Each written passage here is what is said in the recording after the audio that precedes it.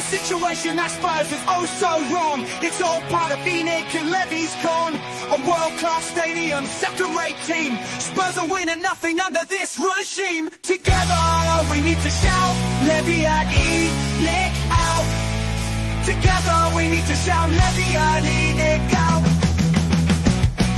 Intense are filling their coffers to the brim. The football forecast looks so grim. Spurs last cup win in 2008. A lack of proper investment is what true fans hate. Together we need to shout, Levy and Enoch out.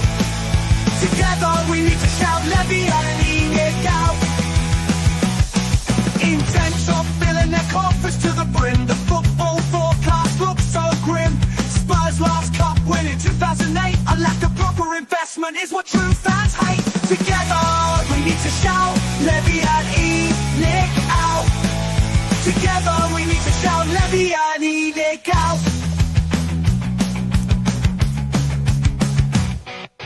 Project Youth, just another Levy feast. Dismantling Spurs history piece by piece. The stadium, just an entertainment hub. No true fan wanted this for our club. Together we need to shout, Levy and Enoch out.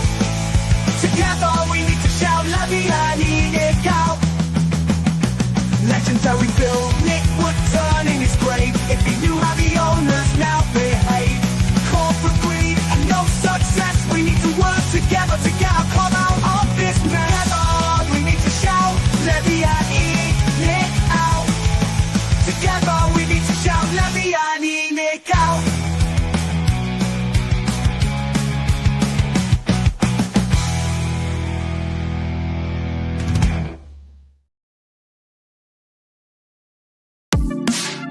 The first game we look for, Robbie.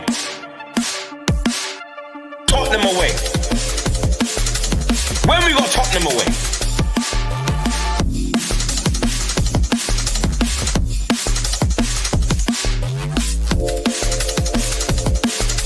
Tottenham away. When we got Tottenham away.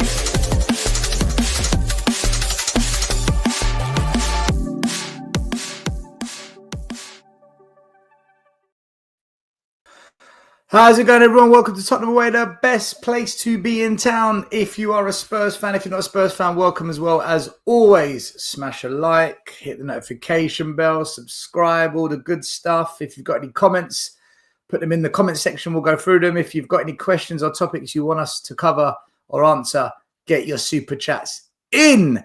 Welcome to yet another iconic, epic, mesmerizing display of incompetence from LEVY, Enoch, Ange, Lange, Flange, Pange, Mason. What a shit show. Absolutely shocking, but not surprised one bit.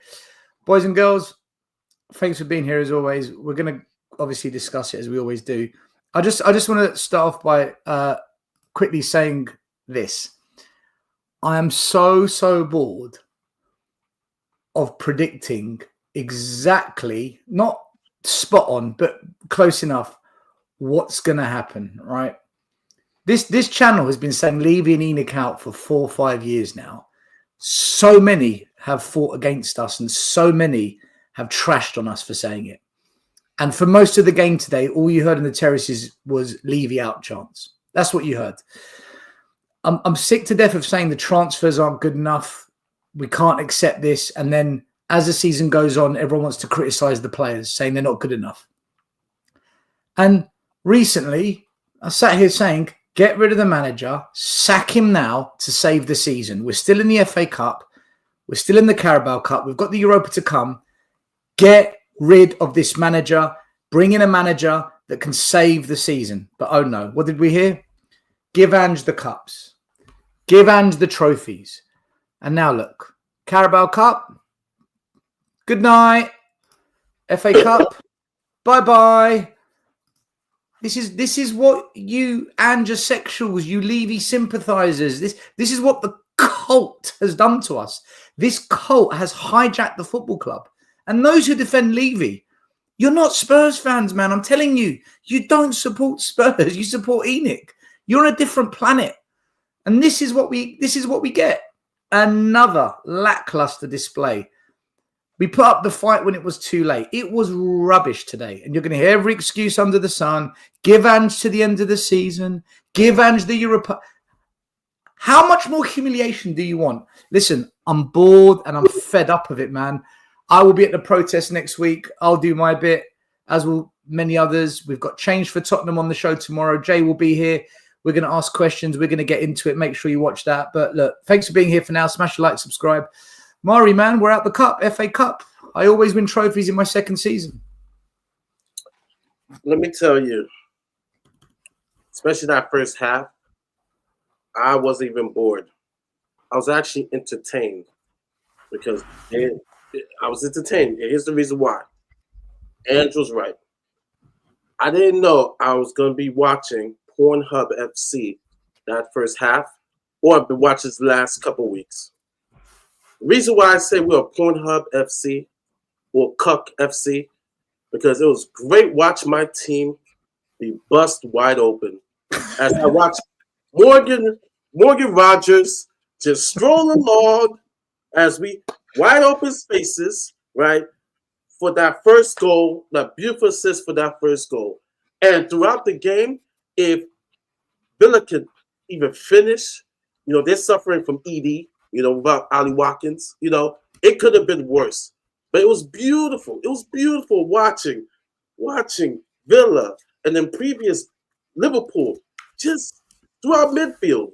Pornhub FC, as we leave so many wide open spaces, as in Dark of ESPN FC, the commentator says, 10 times within the first 15 minutes, Spurs are wide open. Spurs are wide open in the middle. Spurs are wide open. It felt great. And for us fans who support Spurs, we're the Cucks. So we're Cuck FC because we're just watching it. Along with the players, along with Ange, hands in his pocket, maybe doing something else, watching his team get split open like Lily Phillips FC. That's what I saw this first half. So for me, I was entertained. We are Pornhub FC, and it's going to happen again, probably against United, and I think that's who we play next in the league. So for me, it's become a joke. Really, it's become a joke, and I can only make it as a joke because it's. I'm not even sad anymore, and that's or mad anymore because that's the state that we're in. It is what it is. Mari, it's unforgivable, man. They said they're not going to get away with it. Not whilst I'm alive. They said, give him the cups. Look what you've done to our club, you silly Ange cult members. You absolute... Michael, take over. I'm going to swear. Take over, Michael. No, they did. It's entertainment. I love the fact that... Yeah, I love the fact you said, take it over, Michael, I'm going to swear, and you gave it to me. Like, I'm Yeah. Swear, Michael, you swear. You do it. Listen, I've said it to my girlfriend today, right? I'm surprised how apathetic I'm towards our club, right? Because I was apathetic when we had that whole, Mason Stellini shit show, right? I didn't really, watch Spurs. I watch the games, right? But you know what kind of watching I'm talking about, right? Like this. You sit in front of your mobile phone. Oh, something's happening. Okay, back to the mobile phone, right? It's just sad, right? Because you know what the saddest part is, right? And I know all of us have said it, right? But we all said, right, sooner or later, right? Because I'm not shying away from the fact that I was fence sitting maybe more for longer than some of you guys, right? But I still got the fence early enough, in my opinion, right?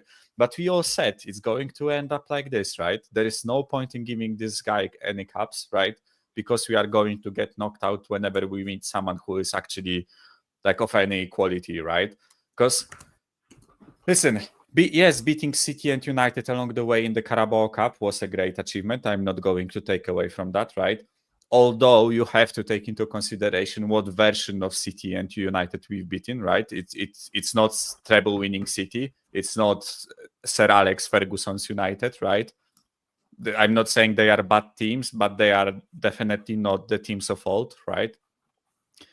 And listen, first good opponent we met along the way, Liverpool. They completely, as I said, I'm trying not to swear, by the way, but they completely face effed us, right? When they got the chance.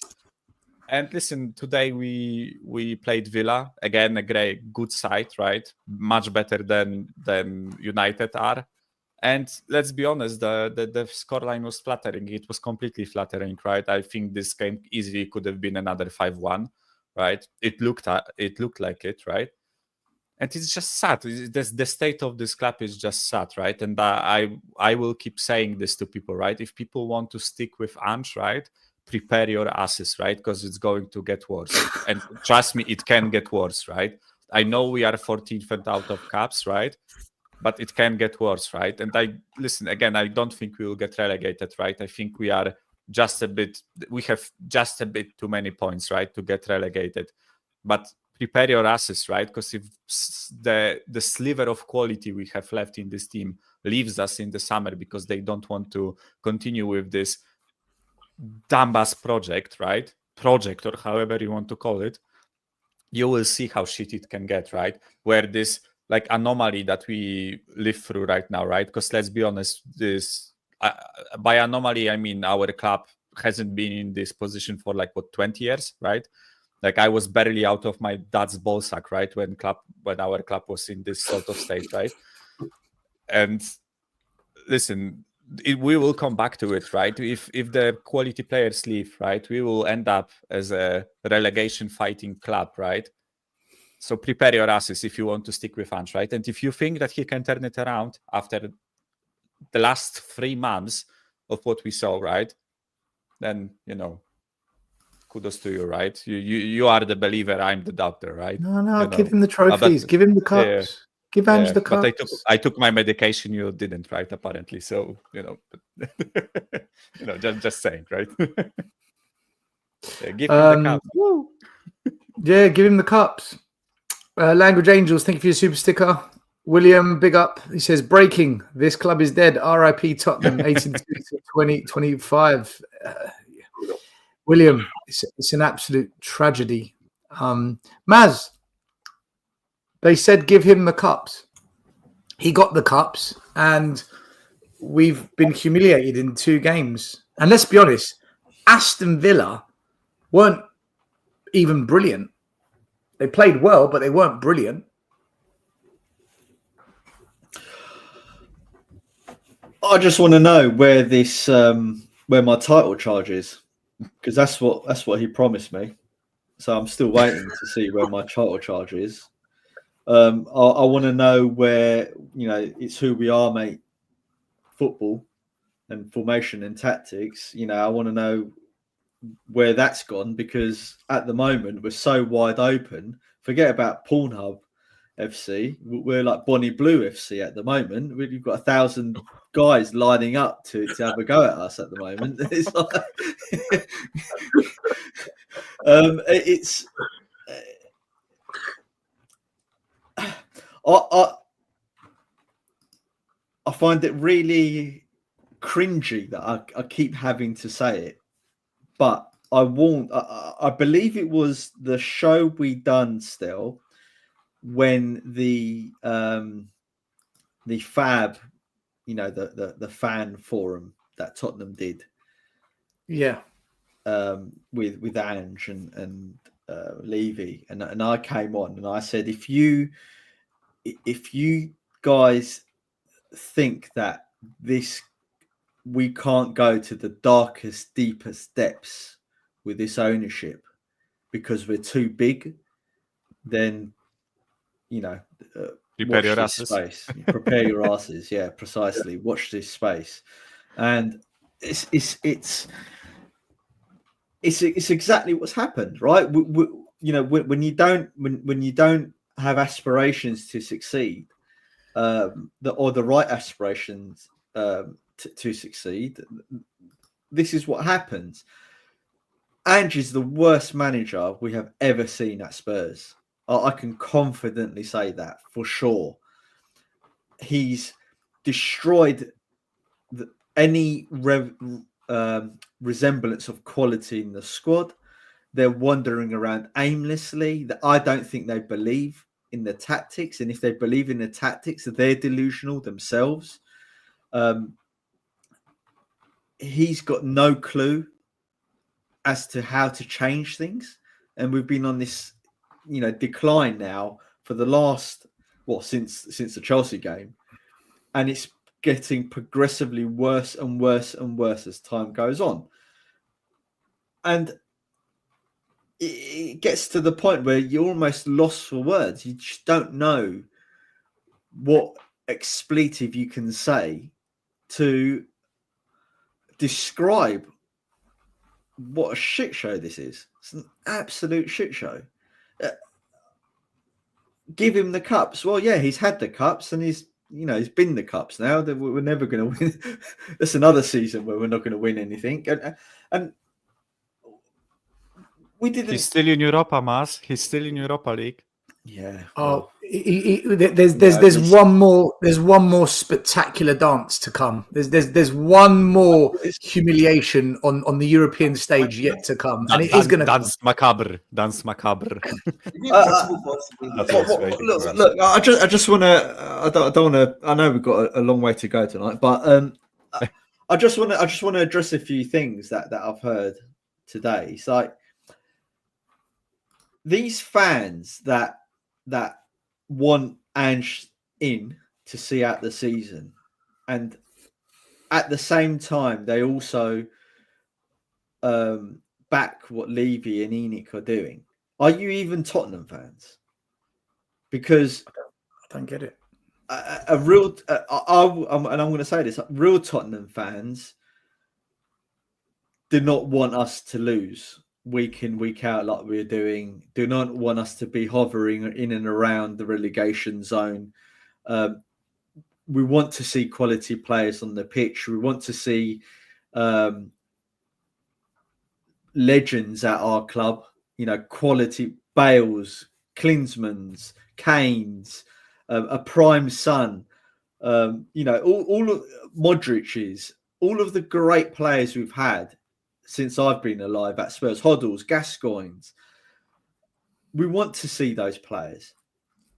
So by you guys wanting Ange to stay and see the absolute shit show that we're in, the diabolical football. This is some of the worst football I have seen at Spurs. And I thought Nuno was a low bar for me. And I think we played better under Wande Ramos, to be honest, when he was losing those 8 games than what we are doing now. And that's just that bad. So yeah, I'm lost for words. Well, I'm not lost for words, but I'm just flabbergasted. You've run out of things to say because we say the same thing every bloody week. Nothing changes, and then we get told that we're in the wrong. Where the reality is, and I'll say it, I think we've got one of the dumbest fan bases in English football. I've never known a fan base this thick to the point of where we just jump onto any bullshit. Werner signs for the club, and people say things like "good bit of business." I'll never forget Alistair Gold, who put out tweets before we signed Werner, planting seeds to say, "I can see a good reason to sign Werner." And we sign a bunch of kids and we make out they're the next best thing. Yet every big challenge they're faced with, they crumble. We believed the chairman had changed. Data analytics. Ooh, it's only 20 years old, data analytics, but now we're doing it. Ooh. Ange kicks the ball forward. What a manager. We kick the ball forwards. Lange, we hijacked him from Aston Villa. We took him away. Anything that happens at this club, our fans put it on a pedestal.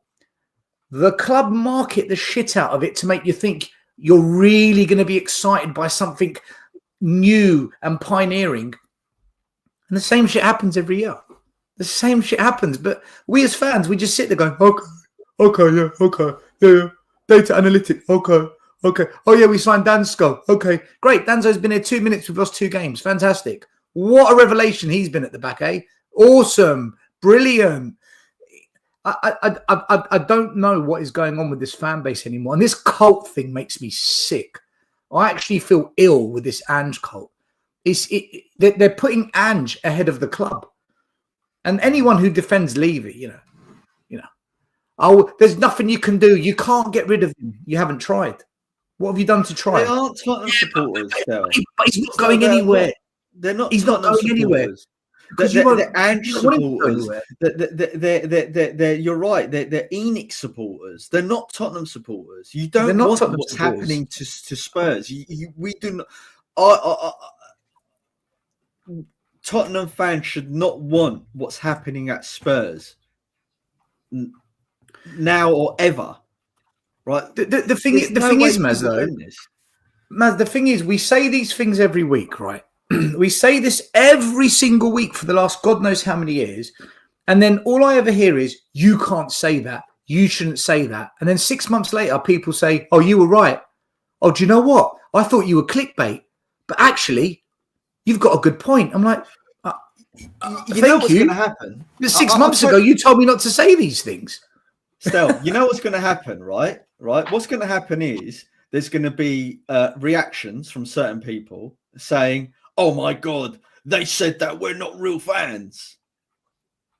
Yeah, that's right. You're not real fans because you're peddling the propaganda from the ownership who's driving us to zero and potentially driving us into the gutter. You're defending an ownership that's allowed us to have 25 years of absolute malaise, right? Yeah, there was progression up to a point, right? We have to accept, right, and applaud to a certain extent that Levy brought in people like Joel and Redknapp. Up to the day we sacked Poch, it was going okay. Yeah, right. And up until 2019. Absolutely, right. And you can accept that when you're on an upward trajectory in that way, up until Poch, right, that you're not winning cups, you can sort of accept it, right? Even though I knew we're never going to win anything under Levy, we were progressing because we were finishing higher and higher in the league up to a certain point.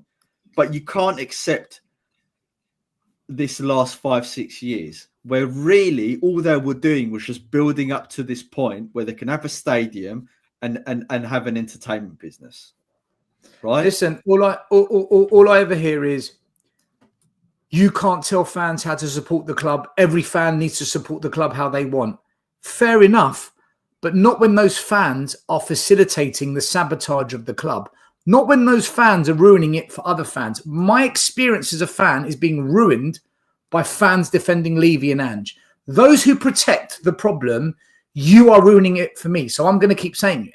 I'm allowed to say it. You know, not every fan can support the club the way they want. Not when they're ruining the football club. And there are fans. Do you know what? I listened to this guy. He called into Talk Sport. I'll come to you, Teslim. I'll come to you. I heard this guy. He called in to Talk Sport and says, I don't understand these fans who want Levy out. What's wrong with them? Can't they see what he's done for the club? And I'm sitting there going, we've had misery for 25 years, bar one night in Amsterdam. Take that one night in Amsterdam. What the fuck has he given you? You pay more than you've ever paid before. You're served up the worst football we've seen in years. We don't have any success at the club.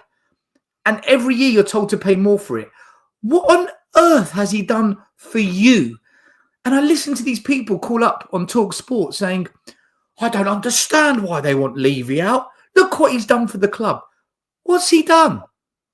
What has he done? He's made himself richer. He's made ENIC richer. He's made the investors richer. What's he done for us? Right? And he sits there. Teslim, you called up We Are Tottenham TV earlier and I listened. And you were saying how the excuses for injuries can't go anymore. By the way, I fully agreed with you. I was fully agreeing with you. But today's performance, can we really put down the lack of fight, the lack of winning second balls, the lack of trying to make the game a bit ugly, the lack of being solid? Can we put down these basic fundamentals, you know, the desire to win? can we put that down to the fact that we've got some players missing? Because for me, other than Maddison, every midfielder was fit today. You know the thing. And the midfield was the worst part of the team. Can you hear me? Can you hear me? Yeah, I can hear you, bro. All right. I think the pure depiction of this team, what this team is run on, just look at the captain's song. That's a depiction of what Tottenham Hotspur is now. He doesn't look like he's trying. When he gets a chance, he doesn't do anything with it. It's all, we're not even keeping the ball. Son can't even shoot again, which is the one thing he had. Against Liverpool, we considered, I think, the second goal or the third goal, and you see him like this. And I'm like, bro, you're the captain. What are you doing? That is a depiction of the Tottenham Hotspur team. And like I said on We Are Tottenham TV. Do you think Ange is responsible for that, Teslim? Do you put that on Ange? Yes. Should I tell you why? And we had an argument on this, I think the first or second time that I came on your show. And it's because this manager is not using him well. I'm not going to say Son is not declining, but I think Son is one of those players where he's not a leader. He's more of a follower. And he's somebody who thrives off confidence. When he feels good, he plays good. And when he's not feeling good, he's awful. And in this system, Son has to play as a touchline winger. Now, if this was some years back, maybe he would be able to do it. But this Son cannot do it. Do you know how good a dribbler you have to be to come from the touchline into the box? That requires incredible skill. There are only very few people that can do that. Like likes of Odin, Musiala, Jack Grealish could, and very few players that can do that. Son can't do that. And because he's playing horribly, he's low on confidence. And now that is even showing in things like his finishing now. I'm not saying that he isn't declining, but you don't go from what this guy was before to not being able to put the ball inside the net if it's not a confidence thing. Yeah, he's declining, but even Ronaldo declining could still put the ball inside the net. And that's the same thing as Son. That finish, you can lose pace, you can lose whatever, but that finishing, I don't think that's something that just goes like this, if you get what I mean. So, yeah. Well, a lot of people have been criticising Son, saying that he's past it, and it's not just about tactics or the system. I mean, that chance he had today with Martinez, the old Son buries that. The old Son finishes that. You know, Mikey Moore put it on a plate for Son. It was brilliant play by Mikey Moore. And the Son, you know, he ends up playing it at the goalkeeper. The old Son might have taken a touch, gone round the goalie, or hit it first time low to the side. He kind of hit it in a nice space for the goalkeeper. I get what you mean. I think, listen, I completely agree with the criticism of Son, right? He's been playing really, really bad, right? But I also think it's like elevated even more how bad he is by how bad the other teammates are. So look at this from this point of view, right? This type of chance that he wasted today, right? Even under Ange at the beginning, and especially like under Conte or Jose Mourinho, we created like 4 of those for him in a game, right? There were games where he had 4 chances like it and he finished 3, right?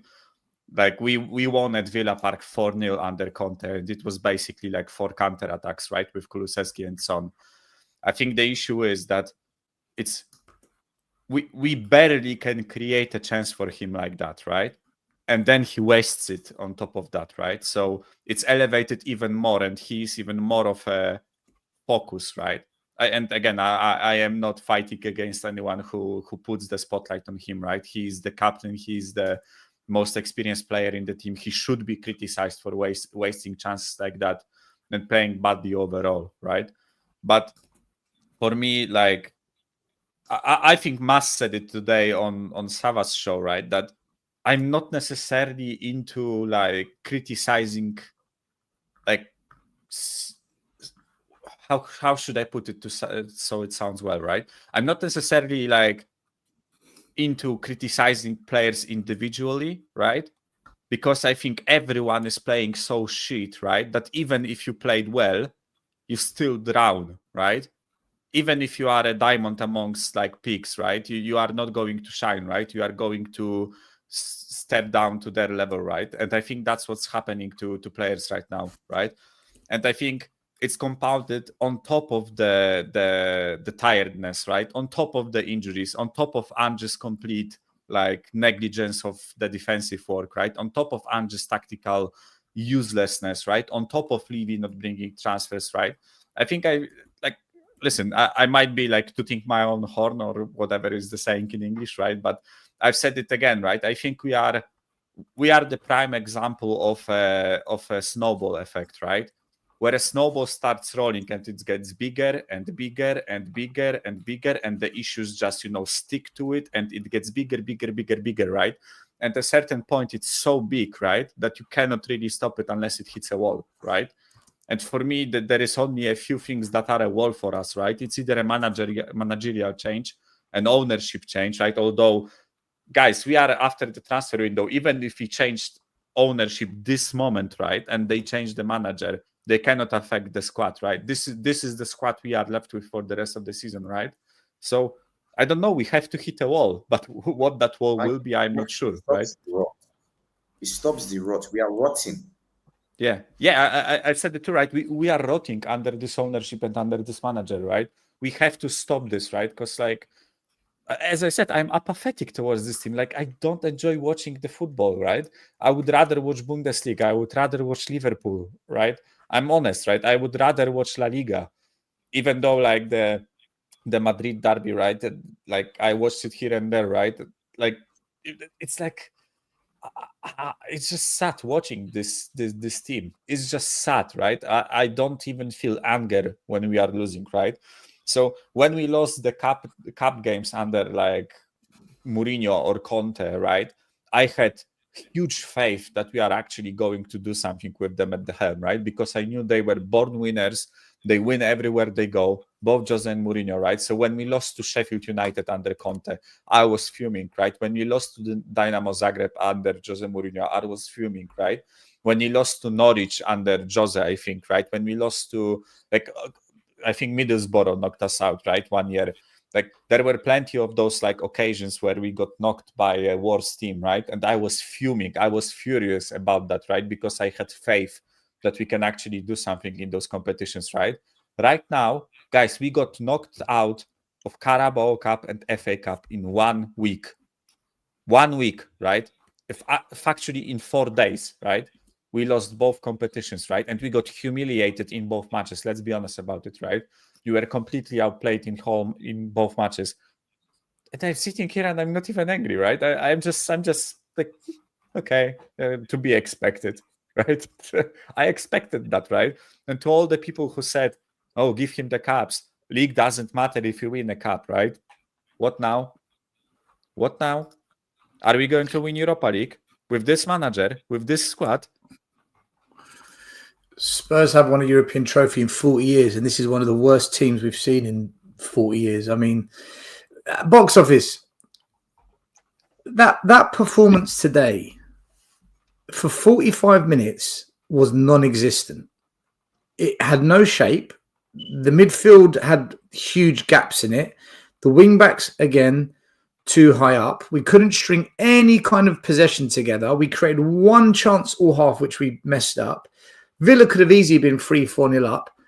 Second half, we came out guns a-blazing for about, well, not guns a-blazing, but we came out for about 15 minutes and looked like we had the upper hand. And then that soon died off and it was game over at 2-0, other than a little rally at the end, which was all too little, too late, which Aston Villa managed really well. They got the ball up the other end, kept the ball by our corner flag and just wound down the clock. Alex, that was a poor performance from Spurs. We didn't even put up the fight. I'm going to say something that people might not like at the moment. I'm laughing at all of you. I'm laughing at every single one of you right now, right? Because truth hurts, right? The most smartest guy in the room right now is Kuba, because he says this: toys, toys, toys. Turn off, you Spurs, which is what I do. Because at the moment, everything I've seen already, I told you so long ago. I switched off. I don't care anymore. Yeah, I mean, it's only little things. When I hear, what is it, Defoe talking actually a lot of sense in the during half time, saying when you have a good system, you don't run a lot. When a bad system, you run a lot. That sums up Tottenham. Yeah, I mean, because the thing is though, I can't be bothered to repeat what I've been saying for the last how many years now. It's getting very, very boring. You know what I mean? It's getting very, very monotonous and Yeah, boring right now. yeah, but Saying the Alex, same this thing. yeah, It's but saying the Alex, same thing. talking about systems and Defoe talking about systems. What's that got to do with fight? Like, let me just show you something. Birmingham played Newcastle yesterday. Birmingham lost, but they came back twice. It was a tight game. It was a real cup tie. Birmingham put up the fight. Plymouth Argyle, yes, Liverpool made changes. Plymouth are bottom of the championship. They are rubbish. They've won 5 games all season, but they put up the fight. Leighton Orient, 1 second. Leighton Orient went 1-0 up, and until about 56 minutes, they defended like warriors. They put up the fight. And even at 2-1, they went up the other end and had a chance in the last minute, which they smashed over the bar. The point I'm making is these teams aren't good, but they put up fight. You know the answer. But Stelios, That's got to do with you know shape. the answer. But Stelios, Yeah, go you on. know the answer already, don't you? You know the answer already, don't you? We've been talking about it for so long now, haven't we? We've been talking about it for so long now.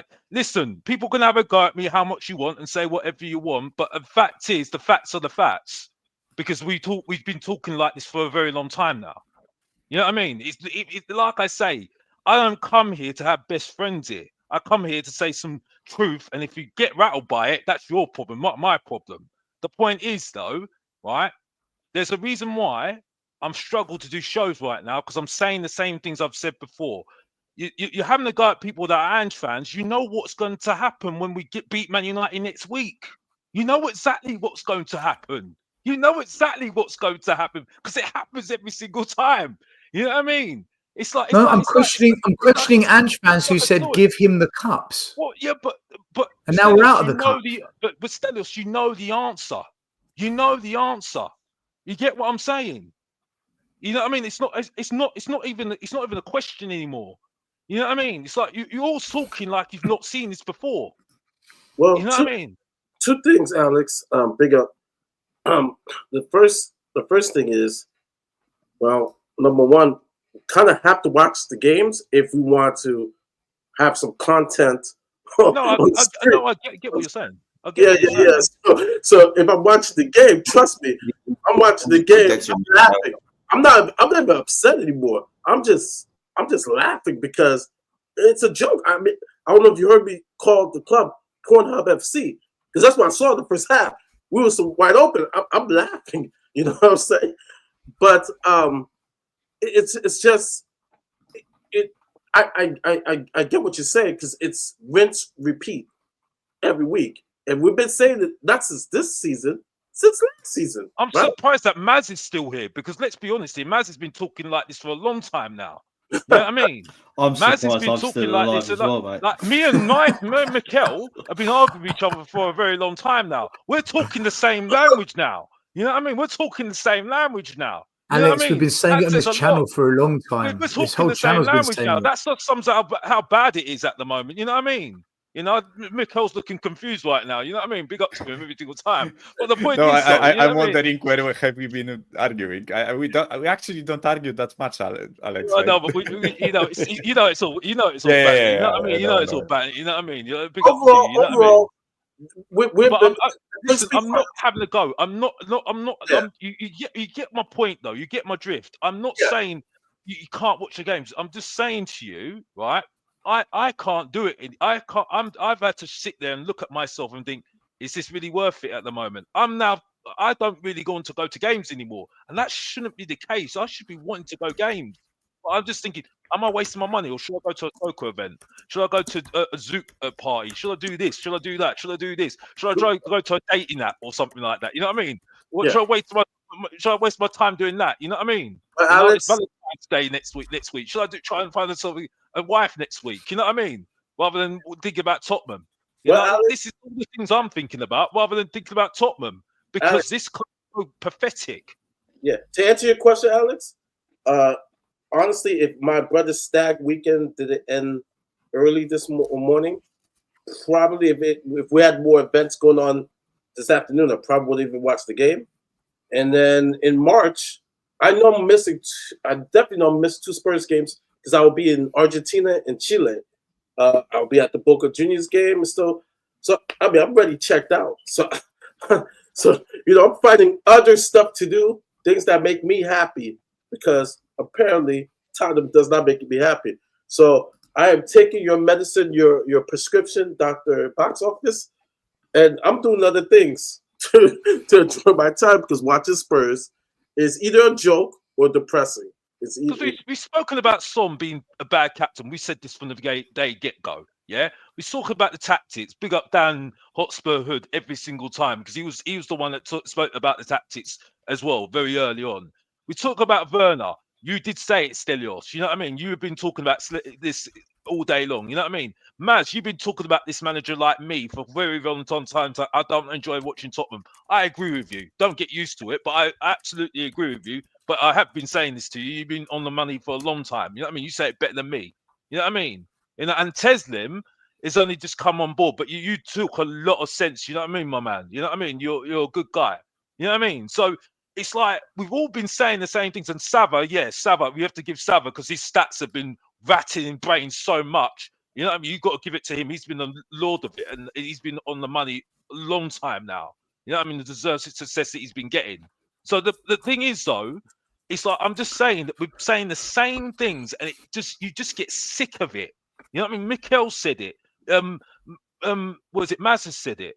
And you're sitting there thinking, why would I want to get this effort? And then you're thinking people having a go at you, and it's like, well, you can stay in your own lane, bruv, with this Ange thing, but I can't be asked anymore, because you don't want to debate us.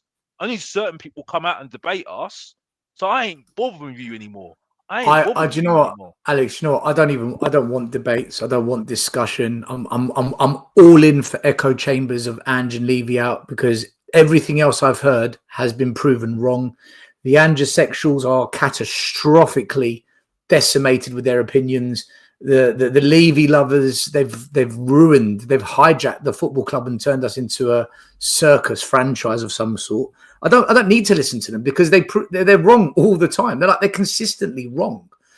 By the way, if anyone wants to jump off, just let me know, because there's people in the back that want to come on. But I'm only going to do 6 maximum, otherwise it's too many of us. There's no rush to leave. I'm coming off. I'll Yeah, speak to you later. Well done, Alex. See you later, buddy. Big up. Yeah, Alex. Don't get used to it, all right?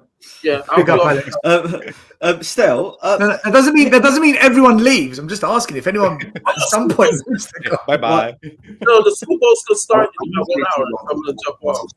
Yeah. Did you hear me? I have plans still. tomorrow, so I won't stay tomorrow.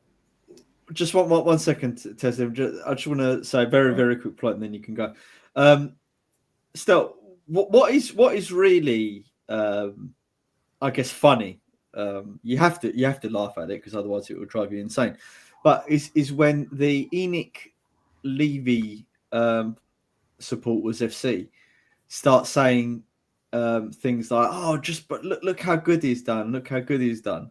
But I thought that football was a results-based business, right? So you build up the business so it gets results, right? And we're a football club. So if this is a results-based business, then Levy's failing, right? Because he's the one steering the ship. He's the captain. Years. He's the owner. Well, right? They don't measure it by football. They measure it by money. So they're not measuring it by football then. So they're not Tottenham supporters. I'm right. And that's what I was getting to. I know. They're not. I've said it. We are right. Sorry, still. We are right. Listen, right, they are Levy ENIC fans. They're not Tottenham supporter fans, right? They're not. Correct. Because if they were Correct. Tottenham supporter fans, they'll go by the results, and the results is winning on the pitch, challenging for trophies, winning trophies, and they're not doing that. And it's as simple as that. Listen, we're the only club, right? We're the only club, and I'm comparing us to the big six, the big clubs. We're the only club that's got a YouTube channel representation that is so corporate finance focused, it will defend the ownership to the hill. No other club has got that. You look at all the other fan channels, whether it's Arsenal, United, Chelsea, no one's got a fan channel like that peddles that kind of a narrative away from football and so geared up to money and the metrics of finance. And we're the only club that's got a media representative, Simon Jordan, that has got his tongue so far up Levy's backside. No other media pundit defends an ownership the way we've got someone defending Levy. It's like they've conspired to hate the club and they formed some kind of secret pact to defend the ownership. And it's us, the fans, the real fans who pay the price, because we have to now accept it because they're pushing out this narrative. Look, is there a Simon Jordan for any other football club that defends the Glazers or the Cronkies, or is there anyone that does that shit? I haven't seen it. It just seems, but yet Levy's got someone in place defending him week in, week out online. So you know why it's dumb? Do you know why it's dumb to me? Yeah. Can you hear me? Yeah. 1 minute. I just got to block a racist.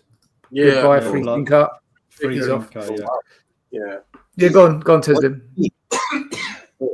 Sorry, focus. Anyways. Sorry, what were you going to say? Sorry. All right. So I think it's very dumb because if you look at Tottenham Hotspur's position in previous seasons, if you look at the signings we've made, it will show you in its very self that Levy hasn't done anything. We signed Sessegnon in 2019. He's out of this club. We signed Royal how many years ago? He's out of this club. We signed Sanchez how many years ago? He's out of this club already. We signed Brian Hill. We're trying to chase him out of this club. Look at all the signings we've made. Even the people like this brother, Brennan Johnson, were already shouting is not good enough. The already signings that we've made now that we're saying are not good enough. Dragishin, people are already saying he needs to leave the club. That in its very self and the positions that we finished should tell you that whatever they're doing is not working, which is why you mentioned this guy. And I mentioned him as well, but obviously I don't have half the audience you do. This Alistair Gold guy, or however they pronounce his name, that brother, he always finds a way to justify every single thing.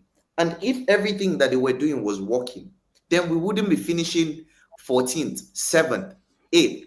We wouldn't be there. So obviously, something is not adding up. If people are saying, oh, Brennan Johnson is such a good signing, why aren't we 4th? Why aren't we 2nd? If it's a good signing. Do you get what I'm saying? Cole Palmer is a good signing. Not Johnson, not Werner. They're not doing anything. So it doesn't add up because people justify rubbish and say every signing Tottenham makes is perfect. Oh, this is why Brennan Johnson is perfect for Tottenham Hotspur and all these funny YouTube videos that I see. But it makes no sense because it's not showing in the league position. It's not showing in the trophy cabinet. So make it make sense because it doesn't add up to me. Honestly. It hasn't added up for a long, long time. I'll bring in Lubo, but very quickly got some super chat. Zappa, big up to you, my man. Hopefully you'll be at the protest. You've been at all the other ones, so if you are, I'll see you there. I want the severance chip in my head, so I don't know that I'm a Spurs fan. Yeah, I'll have one as well. Big up Billy75. The only thing that changes is this huge investment. No chance of that. The fans deserve it. Well, the fans that protect Levy and Enoch deserve it, yeah, but we don't. A user, Son no longer sets over Tottenham, just an impact sub. You can land in a 7-4-7 in our midfield. Cult members out there, quad still on, question mark. FA Cup for us means fuck all. We do not reunite. It's eat, sleep, repeat. Mate, it is. It's literally eat, sleep, repeat. Tony in AC, big up to you. Saw you on Tottenham TV still agree with everything you said. Sim is delusional. Part of the problem wants Ange in. There's a lot of fans like that, mate. There's a lot, but it's not just Ange. It's Levy.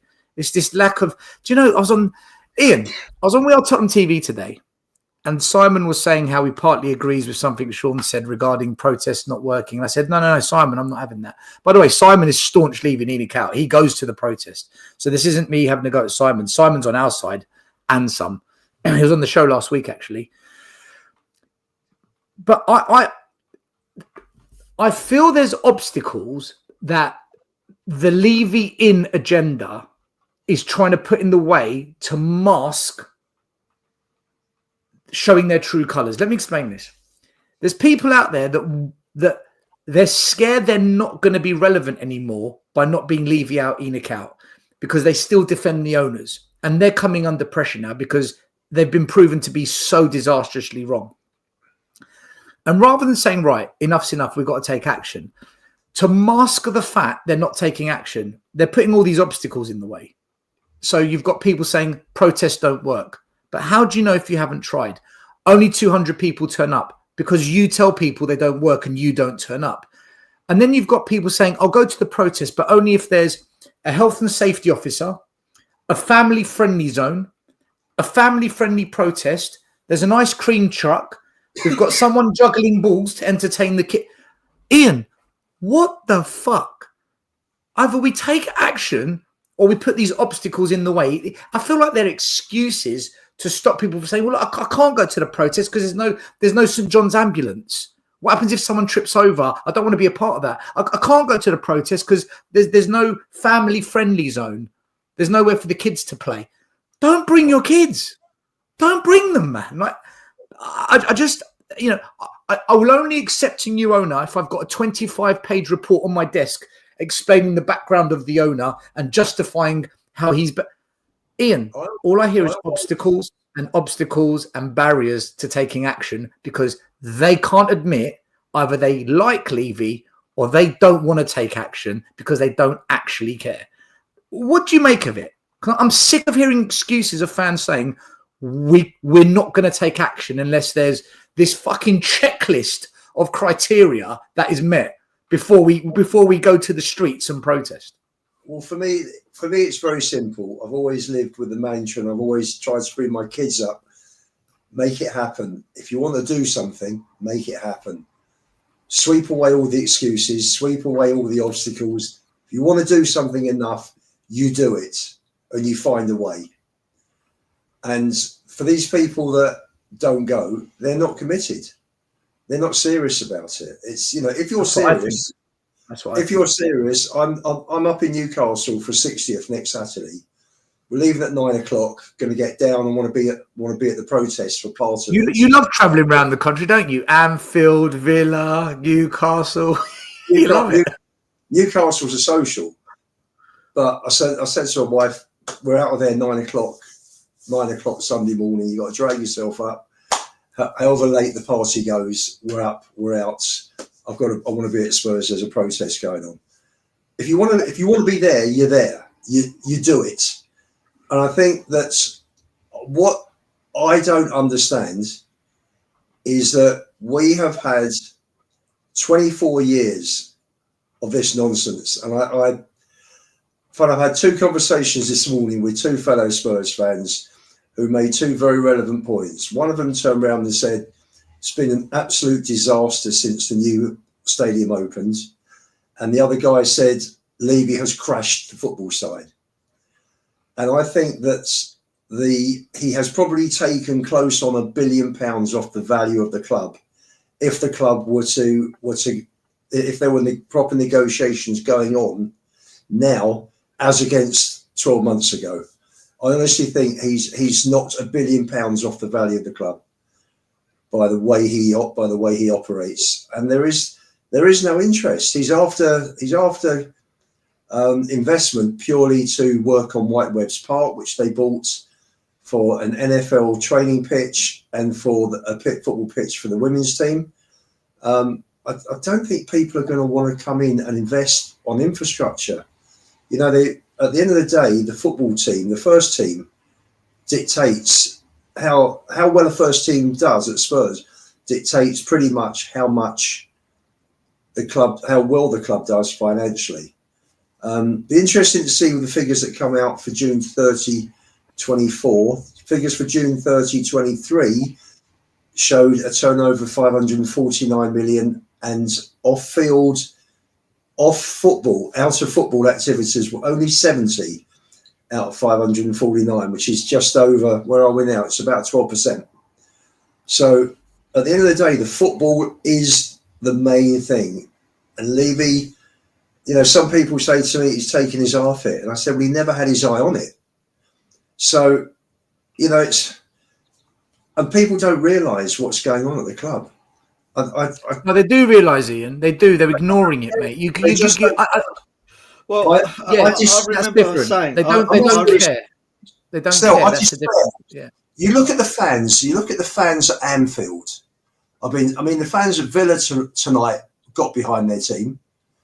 The fans at Anfield went to Forest, went to Rangers. All the fan base is there, and the noise they make and the support they give their first team is terrific. It makes me cringe when I think of ours. The South Stand is so quiet on match day that the fans, our club, just don't care enough. Still, they're not as passionate as these other clubs. Well, what Levy has successfully done? Go on, Maz. Yeah, sorry. No, go. Delay. Go.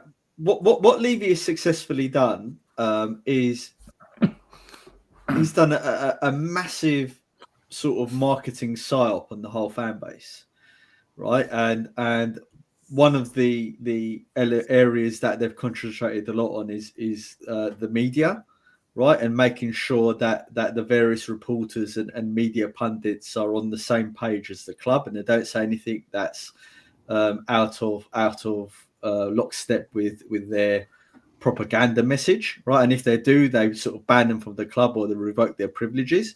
And they've done that sustained campaign on that front for well over a decade now, and they've successfully managed to get their own way for a very long time. Another part is they've done a massive psyop on the fans, where they've effectively changed their focus away from the football to worrying about things like finance. And I think where the evidence for this is, apart from all of the things that we discuss week in, week out, is when the European Super League happened, right? And the term legacy fans, and what was the other term? Legacy fans, and there was another term for the new generation of fans was bandied about. I would bet a lot of money that terminology came from Tottenham, seeing as we were the last club to pull out of the Super League, out of the London-based clubs, and we tried to stick it out longer than they did, because that is what Levy thinks of the Spurs fans. He doesn't want fans like Ian, me, Stel, Mari, and Michael and Teslin there, although they're younger guys, they're newer fans, but he doesn't want us there because we want footballing ambition. We want to win. We want our old Tottenham Hotspur. We want change. We want change. Yeah, absolutely. Right. Whereas the Ange apologists and the ENIC supporters, right, they're not fans of Tottenham Hotspur, but they love those fans because they're not fans of Tottenham Hotspur. They welcome them in, which is why they love a lot of the revenue coming in from tourists and things like that, right? Because that's a perfect way that they could control the fan base to their own ends, and that's the reality of it. That's why we have this split now in the fan base. It's unbelievable. I just cold shot. Big up to you. You say who brings kids to a protest? Just to let you know, there's a guy called Sammy. I won't say his surname in case he doesn't want me to, but Sammy, he came to all the previous ENIC and Levy out protests, and he brought his kids along, right? And it was perfectly fine. There was no safety checks. There was no baristas, no ice cream machines there. He just came along because he had enough. And I think kind of that's kind of the point I was getting at. Time for change. Thanks for your super chat. It is a time for change, by the way. Big up the panel. Ricky Sachs said he would join the protest next Sunday. Good. And I hope he covers it and puts it on his channel. Tried to ask Cowlin, but he ignored the super chat. Cowlin in it. What more can I say? And that Levy Butler, Sean said he'll troll you rather than doing something positive. Listen, Sean he's a Levy.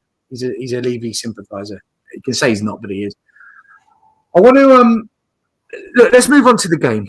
Let's move on to the actual game. I don't know why. I mean, Yeah. The starting lineup was Kinski in goal, Porro, Danso, Gray, and Spence. So he's dropped Ben Davies, who's a left-sided centre back, to put Gray in.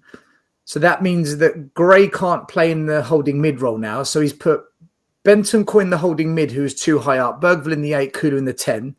Moore started out wide. Tell was out wide as well, and Son went at striker. Where some say that Son should have gone wide and Tell should have gone through the middle. Moore was the only one that created anything first half, so obviously he got taken off to bring on Basuma, and Kulu went into the 10. And look, tell me about the starting lineup, tell me about the subs, but also the full-time stats were Spurs had 49% possession, Villa 52, so pretty even. They had 16 shots, we had 11. They had 7 on target, we had 5. They had more passes, but only just. They had 1 clear-cut chance. We had 3, so we actually created more. And I think these stats are pretty much, same as the ones I just shown you. So statistically, it was a tight game. But I think when you watch the game with your eyes, Villa could have easily put 5 or 6 past us if they had either better forwards or players that squared the pass instead of shooting from tight angles. So I don't think the stats do the game justice. I agree. Because we weren't good. And the amount of times Villa got... I mean, they literally walked down the middle of the pitch. And we split open, like you guys said earlier, Pornhub, OnlyFans and all that business. We just look like there's no shape. And then going forward, we weren't good going forward, man. We offered very little going forward. We created hardly anything. We did sweet fuck all going forward. Like, let's be honest about it. That's what I thought. Like, I don't know where those 11 shots came from. Can someone remind me of when we took like 11 shots? It's like I remember like 3. I remember the Son chance. I remember Danso chance. The one time we actually pressed them and Porro squared the ball, right in front of the goal, and Danso just blazed it over the bar, right? And like maybe one more shot, I can tell you when, like, I think Bentancur took a shot from long range, but it wasn't. Bergville had a shot from long range as well. Yeah. But the point is that it wasn't anything like, dangerous that we created, right? Like, let's be honest about it. I'll say this about the starting lineup because you put it up there, and then I'm going to go to a Super Bowl party. We've been saying that, the midfield has been terrible the last couple of weeks, all season. For me, that is. And we just get more exposed, it gets more open. But look at that lineup, because Sarr has been bad, Basuma has been bad. Midfields, it's very important because when you hear the legends, you hear the pundits, when they talk about the midfield, it's about partnerships. So you look at it, put up that screen again, right? You got Kulu, Bergville, and Bentancur in your midfield.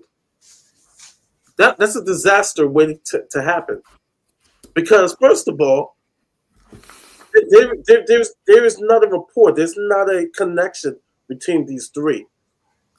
It would have been better to have Sarr and Basuma with Kulu as good, or I don't even want to say good as. I'm just going to be real. Yes, an uptick in performance for Kulu. I still think he's been shit. And so you put him with Bergville and Bentancur.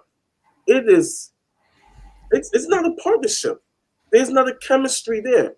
So what we saw, this, especially in the first half, was bound to happen.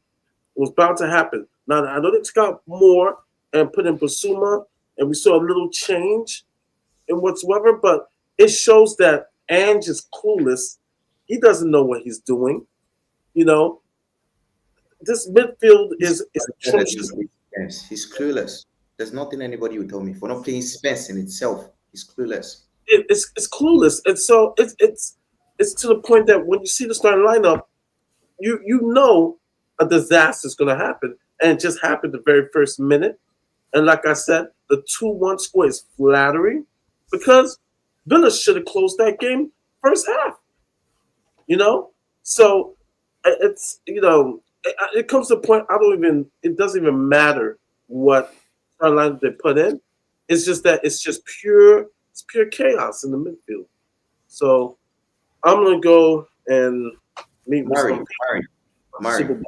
Yeah. Before you go, I have a question for you. Yeah. Are you not entertained? I was entertained. The only people entertained are Sky Sports and the audience members who get to watch a neutral game of football, and it's unbelievable, man. We entertain the public, not Spurs fans. We always keep goals. We keep the game open. We don't want to control anything. We keep it open. It's who we are. Yeah. So yeah. I'm just entertained how laughable our midfield is, and if this is the entertainment that they said that they promised to give, oh yeah, being bust wide open, oh yeah. I wonder what the next manager would say. Nuno was he will make us proud. This one is he will entertain us. The next one, I wonder what it will be. I don't know about the next one. I think there's going to be anarchy by then. I think it's going to be absolute. Would you guys have done anything different with the starting 11, guys? Do you think Ben Davies, Murray, big up, Scott, come on, Philadelphia Eagles, up the Eagles. I want the Eagles to win tonight. I'm a Giants fan. Yuck, the Eagles. Come on, Chiefs. Look after yourself, Murray. Do you think Ben Davies? Got 100%. You've got two centre backs that you can pick, and you're putting an 18-year-old central midfielder instead of one of the centre backs. It's absolute madness. Just crazy. Gray should have been in front of the back four. Tell and Son should have reversed positions because Tell is a striker, not a left winger. I thought he looked useful at times. I felt sorry for him. I before I came on the show, still we walked out on 86. I'd just had enough. There was that free kick when Kulu stopped it. I think Spence shot and Martinez took it out the top corner, and we looked at it and thought that's enough, and we walked out and we're walking back to the car, and Johnny said, "Oh, it's 2-1."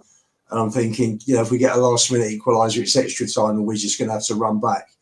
But at the end of the day, it wasn't to be. But there are 4 changes I would have made. You can't put Bentancur as a 6.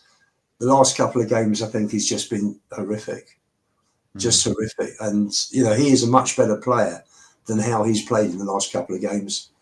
I said to put a half-time, I think I put on the group chat, get Bentancur off and put Basuma on, because I think we needed more, we needed more aggression in the middle. Someone to get about quicker than Bentancur was. The only one that was showing any aggression at all first half, I think, was Bergvall. Though people say he's rash, he's a red, but at least he showed a bit of spirit. He was getting involved. Unfortunately, the whole thing is, everything's wrong. The whole thing is wrong. And I think, unfortunately, if I can say, we were poor first half of the season so far, and we've been double poor since the injuries. And, the injuries aren't going to change the style of play, which is completely wrong. But I do think we'd have made a better fist of it in the last couple of months if we'd have had Vicario, Romero, Van der Ven playing, Solanke playing last few weeks, Maddison playing last couple of weeks, Johnson playing as well, because we weren't very good first half of where we're up to. But since they've all been out injured, it's just gone to pieces completely. I mean, we had 23 points from 16 games, and then that was up to City. And since then, we've got 4 from 24. So the drop off is massive. Ian, can I read something to you? Okay. So Go on. I'm just looking at some of the comments from the post match from Ange, right? There's one where he was questioned about, can injuries still be the factor? We're still blaming injuries. This is what he said. It can't be that people think that it's an excuse. That's just not anywhere near close to objective analysis. So he's saying for you not to consider it, you're not analysing things correctly. Then he said, this is the bit. That's just agenda-driven stuff trying to get rid of me. That's fine. Good on you. Go for it a million times. Gender. He said there's an agenda out there trying to get him sacked. Okay, I thought I had gender-driven stuff. Not gender, no, agenda. Sorry, agenda. What an absolute stupid, idiotic statement from a manager. Have you ever heard a manager? Wait, Style, read it further because he's been. Oh my God, that whole press conference. That I don't know if you have the whole quote or just the snippet from. Yeah, no, I've got it. He's saying he goes. You can say it a million times. In terms of this group of players and what they've given over the last 2.5 months, it's been outstanding. It's a credit to them. I can't speak highly enough of them. He said lots of things, but this particular thing about he says that there's an agenda out to get him sacked. That's what caught my attention. Have you ever heard a manager actually speak like that in the Premier League? It's as I said, it's one of the most idiotic, immature, stupid statements I've heard from a manager. Not just at Spurs, but just at any Premier League club. How?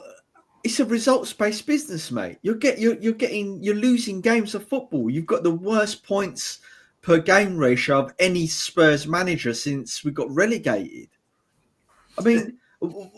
Maz, if you're just talking injuries, that for me, I think he'll be gone tomorrow. I've said that for the last few weeks. We go out of both cups, I think he'll be gone. And I hope he'll be gone because for me, he is the worst manager I've seen, and I've been following Spurs for 60 years. This Easter, he is the worst tactical manager I have ever seen. The only sympathy I have with him, and I was having a chat with a pal of mine today. We were just talking about the injuries, and why the injuries have occurred, which are down. A lot of it is down to him with the training, with the pressing, no systems. They're running all over the show. But in terms of injuries, if you took Raya, Saliba, Gabriel, Saka, Odegaard out of Arsenal's team, it will have an effect on their performance. Everything's relative. I'm not comparing us to Arsenal. We're a long way off Arsenal. But in terms of being relative and where we are as a team, you take those 5 players you take those 5 main players out of any top Premier League team, it will have a big effect on their results. And that's what we're seeing now. We've got 4 points from 8 league games. We've gone out of both cups. It's been awful. It's been dreadful. So in terms of the injuries, I do have sympathy. As a fan, I can see that the injuries are having quite an effect on our results because the results, we're in free fall. And we weren't in free fall. We were like snakes and ladders. We played well against United, second half against Brighton, awful. Played well against West Ham, Palace, awful. Ian, I can't accept this. Ipswich, we were awful. Beat City, and we were up and down, up and down, up and down. And it wasn't good, but it was up and down. Since we've lost all these players, Maz. Yeah, but Ian, the results. I come at it. My points are probably going to be slightly different to other chaps you've had discussions with on this, right?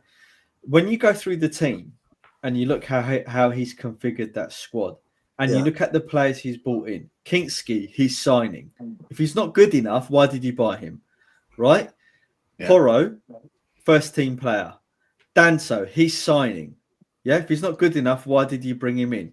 Yeah. Gray, he's signing. If he's not good enough, why did you bring him in? Spence, okay, he inherited Spence, but Spencer's been one of his best defenders since he has incorporated him. So it's not his signing. Tell he's signing. If he's not good enough, why did he bring in Bentancur as a first teamer? Kulusevski is a first teamer, and he was signed under Ange, albeit it's not really his signing, but let's be honest, he's a first teamer. Can I? Bissouma is a first teamer. Hold on, Estelle. Right? Yeah. Sorry. Son is our captain, first teamer. Which all of this squad, Ian, has been configured by Ange. If they're not good enough, right? No, hang on. No, but let me finish. If they're not good enough, then he's culpable. Now, look, I have sympathy for losing some of your first team players for extended periods of time, but I don't have sympathy for him causing some of those injuries, right? And the tactics override the injuries because we're so open that even those first team players are being exploited. So, I mean, it's a factor, but it's not the be all and end all factor in, right? And it's one of many things that have gone absolutely catastrophically wrong. No, But ultimately, he's the guy that always consistently says, it's up to me to fix it. I take responsibility. I'm going to fix it. He's been saying that since the bloody Chelsea game, and he hasn't fixed it. Now, if one of your employees turns around to you and goes, and the first time he doesn't perform, he goes, "Oh, boss, well, this person was sick and they didn't have the budget and I couldn't do it," right? So you let him off. Then the next time he says, I know I messed up, I was a bit slow on getting the RFP out, right? But I promise it's not going to happen again. And the third time he says, no, I will fix this. I'm going to do it. At that point, right? He's got a lot to answer for because you've given him a couple of strikes, and on the third strike, you've got to say sorry. Let me answer you, Maz. You're talking about the whole picture, and injuries just being one small part of it. My last speech is in reply to what Stel has talked about with Ange's post-match conference. I'm just focusing on the injury part of his post-match speech. The rest of it, the other second part was ridiculous. All the other things you've mentioned, they're all part of the big equation. I'm only talking about injuries. And my point is that if you took those players out, you take Van Dijk, Konate, Alisson, Salah, plus and whoever, the main playmaker in Liverpool's midfield. I know it's slightly different. You take 5 or 6 players out of that team, then the results will suffer. Arsenal suffered with Odegaard, one player missing. The problem is, Ian. That's my point. I understand, right? When you said earlier, it doesn't matter who plays. It's all the same. Ian, can I add something here? Hold on. I've just got one more point to make on it. He spent £350 million. Well, he spent 300. Yeah. Well, whatever amount, Ian, it's 350 million, there and thereabouts, right? More than any other previous manager, right? Bringing in players. Now, if you look at Romero, Van de Ven, Maddison, Solanke, let's just take those 4 players. He's brought in players to substitute for them. So his substitutions of those players that he's purchased haven't worked. Therefore, he's culpable. Exactly. Hello, Rez, you're my favourite person. Hello, Maz. How you doing? Yeah, I agree with you. And I'll ask you this question. Of the lineup that lined up against Liverpool, right, outside of Romero and Van de Ven, which of our injured players could we have brought in that would have significantly improved that team? Vicario. That's it. Right. And maybe Solanke. Maybe.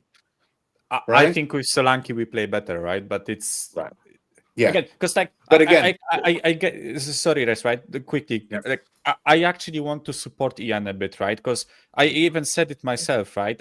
When we hit that like injury patch where everyone went injured, right? Romero, Van de Ven, all of them, right? I actually felt bad for the manager in that point, right? Because I back Ian's point, right? Wait, still, wait, right? The I'm just issue shaking my was, head. I right? disagree. I'm listening. Don't worry. Yeah, but my point at that point, my criticism was, right, if he has won against Palace, Ipswich, Brighton, and other clubs, the matches that he should have won, right, For you need help. with the squad, right? If he won those matches, then we hit the injury thing, right, and we started losing from that point, right? Yeah. I would be more sympathetic. The issue is, Absolutely. right, he was losing anyways, right? So, like, what is there for me to believe that he's going to turn this around if those players come back, right? Because everyone is using the when, Yeah. right? It's if. Yeah. And what 'Cause- about and the fact that, as you say, Michael, that when he had a relatively fit squad, he was losing those games as well. And this extends back to last season as well. Yeah. The question becomes, at what point do we just say, do you know what? This man is not right for this job. Yeah. I've been saying it from the beginning. I said it when he was first appointed. I said, this guy will not last his second season, right? Because the man's philosophy is not strong enough to tackle the best league in the world, the strongest footballing nation in the world, right? Italy, Spain, France, Germany, they're good, but they're not as good, right? This is where the toughest football is played. It's just the way of it. Yeah. And his philosophy, this idea that you can score so many goals that your opponent can't catch up with you, is not going to work in this country. Defenses are too strong, attacks are too potent. Yeah. By the time you get round to scoring goals, you've already shipped a load, like what we saw with Liverpool in the league. 6-3. That never happens, right? That was a proper brawl. The fact that, you know, we've lost these games by a single goal tells you everything you need to know. The whole point of his first, and now what he's doing, he's actually on his last legs. He's got one foot out the door because he's changing his approach, the approach that he has said has kept him in good stead. I always win a trophy in my second season. Not this time, sunshine, you won't. Yeah, because what you're trying to do will not work. And now we have an injury crisis because of the fact that we have an ownership that will not supply him with the right players. You know, this 300, again, whenever we hear this, he's spent 350 million. Again, it's not the point. I've been saying this for years. It's not about how much you spend. It's about how much you pay in wages. And in wages, we're still right at the bottom, right? We pay poxy wages. We don't have a single player on more than 200,000 a week. And I think it's only Sonny that gets that, right? No, and I'm not saying every 180, player. 180 actually. Oh, they He's got not even 180. on 200k, right? He's not Kai even Havertz 200. in on 275, right? Kai Right. Havertz. And I'm not saying every player should get that amount of money. There should be those that, you know, get 50,000 a week. God, only 50,000 a week. I don't even make that in a year. I think what Rez is you know. saying, that's the difference between signing Eze instead of Odebert, Neto instead of exactly a kid. Because it's the difference between signing players that have got more pedigree, right? Exactly, who can roll with the punches a little bit. That's what experience brings you, and who can manage a game better. You know, Spence, for instance, what you see in him, what I've seen in him and I've enjoyed seeing in him, is he's quite aggressive. You know, he really goes for the jugular all the time, full intensity. It's great to see. But sometimes that's not necessarily going to work for you. Sometimes you need to know when to take your foot off the gas a little bit, you know, how to work with your players, with your teammates, sorry. You know, all of that comes with experience, and all of an experience costs wages. The older a player is, The more experienced, the better they are, the higher level they've played at. All of that costs money and costs wages, and we don't want to pay the wages. So we can go out and spend 100 million, 200, 500 million, but that's just debt restructuring. We're talking about high finance here, guys. There's no bank account in which 350 million pounds was sat and Levy said, yeah, I'll just sign the check for 70 million. It doesn't work like that. It's all debt restructuring, right? That's all it is. And so the money can always be found. It's Tottenham tomorrow, if it was still the transfer window, they could go out, spend 200 million on a player with no problems at all, because you can find the money, or you can restructure debt, or you can go to banks and get various different financial instruments to spend that money. But do you have 20 million pounds to pay the player for his wages for that year, or for however long? That is the key, and he's not willing to pay that. Levy is not willing to pay. Absolutely, Rez, and that's why. And that's sorry. So I was going to say, like, this thing about the way we blame injuries, right? To some degree, yes, but just a couple of pointers on this. When we had a fully fit squad, he refused to rotate. Yeah. So when he had the choice to use the squad, he didn't. He didn't. Then you look at games we've lost this year, right? So let's look at the Leicester game. We had a lot of injuries against Leicester. Why is Pape Sarr in our penalty box when they're picking up the ball in midfield to attack us for the second goal? Yeah. That's got nothing to do with injuries. That's to do with tactics. Still, but I think you misunderstood me, right? Michael, today, look at Porro for the first goal. Look at him. Still. This has got nothing to do with injuries. Yes, but look at the gap in the middle. Still. Yeah. I think you misunderstood my point, right? I am not like taking any responsibility from him, right? I think he is a tactical clown, right? He's trash as a manager, right? I am not taking away from any, right? These points still stand, right? But I think purely from like looking at our squad, right, where you register 25 players and 11 of them get injured, right? Whether it's because of him, because of the play style, right? I like not looking at that. Purely missing 50% of your squad, right? It will affect the results, right? But if he was a class manager, right? If he was Antonio Conte, right? Let's say we had Conte with this injury situation, right? I would still be backing Conte till the end, right? Because I know he's a class manager. I know what he's capable of, right? Absolutely. This idiot has not given me anything to believe that he will turn this around, right? Yeah. Like this is the point I was making, right? I feel bad for him. I feel bad for him that he's missing both center backs, goalkeeper, left back, striker, center attacking mid, 2 wingers, and 3 midfielders at one point, right? Like I don't know if numbers were correct, right there, but he's like still he's not capable of adapting, right? He's not capable of changing the way we. I don't think we should say that, Michael. I'm really sorry. I'm really fed up with this injury discussion because as we but Michael's saying that he's failing to adapt to the injuries. I agree with that.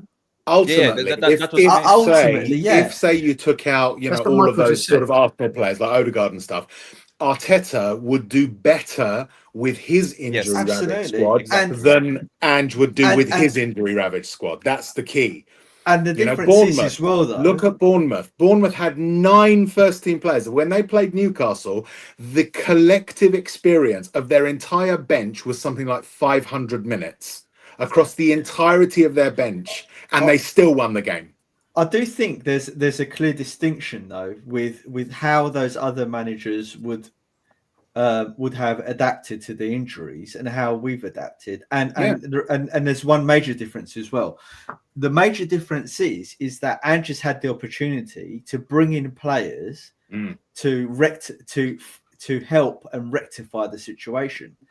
And what's come apparent is that his acquisitions are really poor, just as poor as his configuration of the squad. So when we say, "Oh, I feel so," and I know you don't mean it in I know your argument, Michael, but when we say as a macro argument, "Oh, I feel really sorry for him about the injuries," I don't, because he's brought it upon himself. Because he's What's bought it- poorly, he's configured poorly, his tactics are poor, and he's driven a lot of the players into injury or to the ground. The types of injuries are very consistent with his history of how he manages squads. When you look at the injury list from those other clubs, they're all different types of injuries, right? When you look at Spurs' injuries, hamstrings, ACLs, But hamstrings, I would actually hold Lang. I would have Johan Lang as responsible for the shitness of the squad, and Ange responsible for it breaking down. Oh yes, right. Fair enough. But Lange is the mechanic who put the Formula One car together, and Ange is the one who drove it into a wall. Right, but Rez, if you've got an owner who is giving you a budget to buy players, and the whole of the summer window is geared around bringing the wage bill down, so that the books look better for discussions with Amanda Staveley, then Lange has got one hand tied behind his back. Exactly. It's a whole. The thing is, a lot of fans will say try to think it's one factor, but it's everything being true at once. If I use like a Formula One team, right? You've got your parts supplier, you've got your mechanic, and you've got your driver, right? Your parts supplier is Levy, who's giving you substandard parts. You've got Lang, who's using them badly, and you've got Ange, who's driving it into a wall. Right? It's all three together. It's all three together. Which is why when people say who do you blame for where we are at the moment, I've said on here before, haven't I? Still third. It isn't. The thing is that Levy's the one who's put these people in place, so he has a greater responsibility because he brought in Ange because he was cheap. He brought in Lang because he used a data-driven scouting network, which was cheap. That's why Pleat left in the summer, because he doesn't want to pay for things. They all do have a responsibility for things going wrong, absolutely, but it's a question of accountability. At the end of the day, the head of an organization is the one that has to carry the can. But all for the last 24 years, Levy has screwed up over and over again and has basically sacked people for his failures, right? Right now, I want Ange to go because I hate watching my team lose the way it does. I want Lang to go because I'm sick and tired of useless sacks of shit being recruited into the club who don't deliver for me. And I want Levy to go because I want my club to stop being a fucking laughingstock. The other thing, and on that note, amen. On that note, I'm going to go. Good night. Hopefully, I'll wake up tomorrow and get sacked. It all comes down. We've had 24 years. Every company is run. The mentality, the culture comes from the top. Exactly right. And if you get owners who buy the club from Enoch that come in and say, right, guys, put everybody together into one big room. They say, right, we're here to make a difference. We're here to win things. All of a sudden, there's a lift. There's a different mentality in the whole club. Everybody's aligned together. We want to make this work. We want to be successful. You can't, someone said to me, Levy's taking his eye off it. He's on Formula One. He's on this deal, that deal. He's got this coffee thing from Korea. I said, he's never had his eye on the football. Correct. From day one. Yeah. So, and the other thing I also just want to say is that his luck has run out. He has been lucky. Redknapp came in, took him to the Champions League quarter-final. Yeah. He had Poch come in. He had Paul Mitchell, who brought in good players, which helped Poch. Poch finished off by bringing in Toby and Sonny and Wanyama, and that finished up. But then Levy again wouldn't let him build on that squad. He had 12 or 13 players, and ultimately the lack of strength in depth ultimately affected the players, because we ended up running out of steam like we did with Redknapp. He only had literally 11. He had a first team. Harry Kane has been there to pull him out the shit. What luck to have a world-class striker like Kane come out of the academy that costs him nothing. So Redknapp's gone, Kane's gone, Poch has gone. All those people that have kept him out the shit for 24 years. It's all gone now. Yeah. So Yeah. Luck is exactly what he's had. That's the only thing he's had all this time is luck. and You know, we had it's a perfect storm now. yeah. It's everything going wrong, and this is why I think it's the most febrile time that we've experienced as a fan base. I genuinely thought that when Conte was appointed, I didn't factor in some of the inanities that we as Spurs fans are capable of, right? Because for some reason we think that because someone played for managed Chelsea, somehow they're damaged goods, and so Conte was disliked right from the start by a significant part of the fan base who didn't care whether or not he could have won every trophy under the sun, and they still would have lambasted him. I thought that when Conte, if it broke down with Conte, that would be it for Levy. I didn't count on being able to use that little constituency who hated Conte because he was a Chelsea manager at one point to deflect. Right now, I don't see what else he can blame, because every decision, the decision to bring in Postecoglou, the decision to play thing, he's nailed his colours to the mast on that one. But this idea of him having his eye on the ball at football, I agree with you, Ian. He's never had his eye on the ball, because in his very first message to the fans, when he first became CEO or chairman or whichever one he came first, he said, or after the acquisition, he said that the owning Spurs was about balancing what the fans wanted with the need to make profit for our shareholders. Those were his exact words. And this is what it boils down to. And this is what I say to anyone who protects Levy, who defends Levy. What is the purpose of a football club? Is it to win things, or let's say compete? Is it to compete or not? If it is to compete, then the needs of a shareholder can go down the toilet, because it's irrelevant. Therefore, Levy is from the start incompetent to do this, because he is balancing something that a football club is not about. If a Levy supporter, a Levy inner, says that owning a football club is more than just winning things or competing for things, then their opinion is worthless. And let me tell you, as a shareholder, Rez, I've never seen a penny dividend. No, exactly. It's like profit for who? You know what I mean? It's insane. What these Levy supporters don't realise, if, please God, they sell up in the next year, let's be conservative, say they get 3 billion. Chelsea was 2.5 billion, but Tottenham have got an infrastructure. Right, Chelsea's in the West End. They are a bigger brand than Tottenham because of the success they've had this century under Abramovich.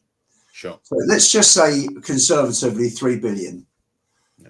Up to the last share issue, I think they put in another how many million? Was it 37 million? 30 something million, yeah, that's right. Okay, they have now put in, they started off with 22 million. They've now put in total in share rights, they've now put in 260 million. Call it 260. Yeah. If they come away with 3 billion, that is just over 11 times their investment. So they've done brilliantly. They'll walk away. They've increased their money by 11 times. That's right. But what have the fans been left with? Nothing. So for all the Levy lovers, think about where you are. They walk away, they sell the club. You're not going to get a penny of that. No. But as a fan, here's what's worse.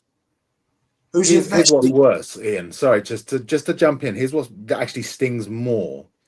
That money, let's say they get the 3 billion, right? They walk away with that. Obviously, it's not cash, but they walk away with 3 billion in wealth, right?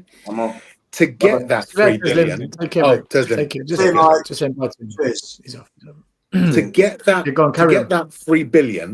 3 billion, they have lumbered the club with a massive debt for the stadium. Sure. Who pays that debt? We do. Yeah. He walks away with his money while we're the one who pay the bill. with our ticket sales, with our ticket purchases, with our merchants per tank, right? That is the real thing. This is why anyone who defends him should really give their head a wobble, right? I was at a protest last season, and I must have told this story. I got speaking to this guy, and he was saying, and he was defending Levy, and I asked him why, and he said it's because he's made us sustainable.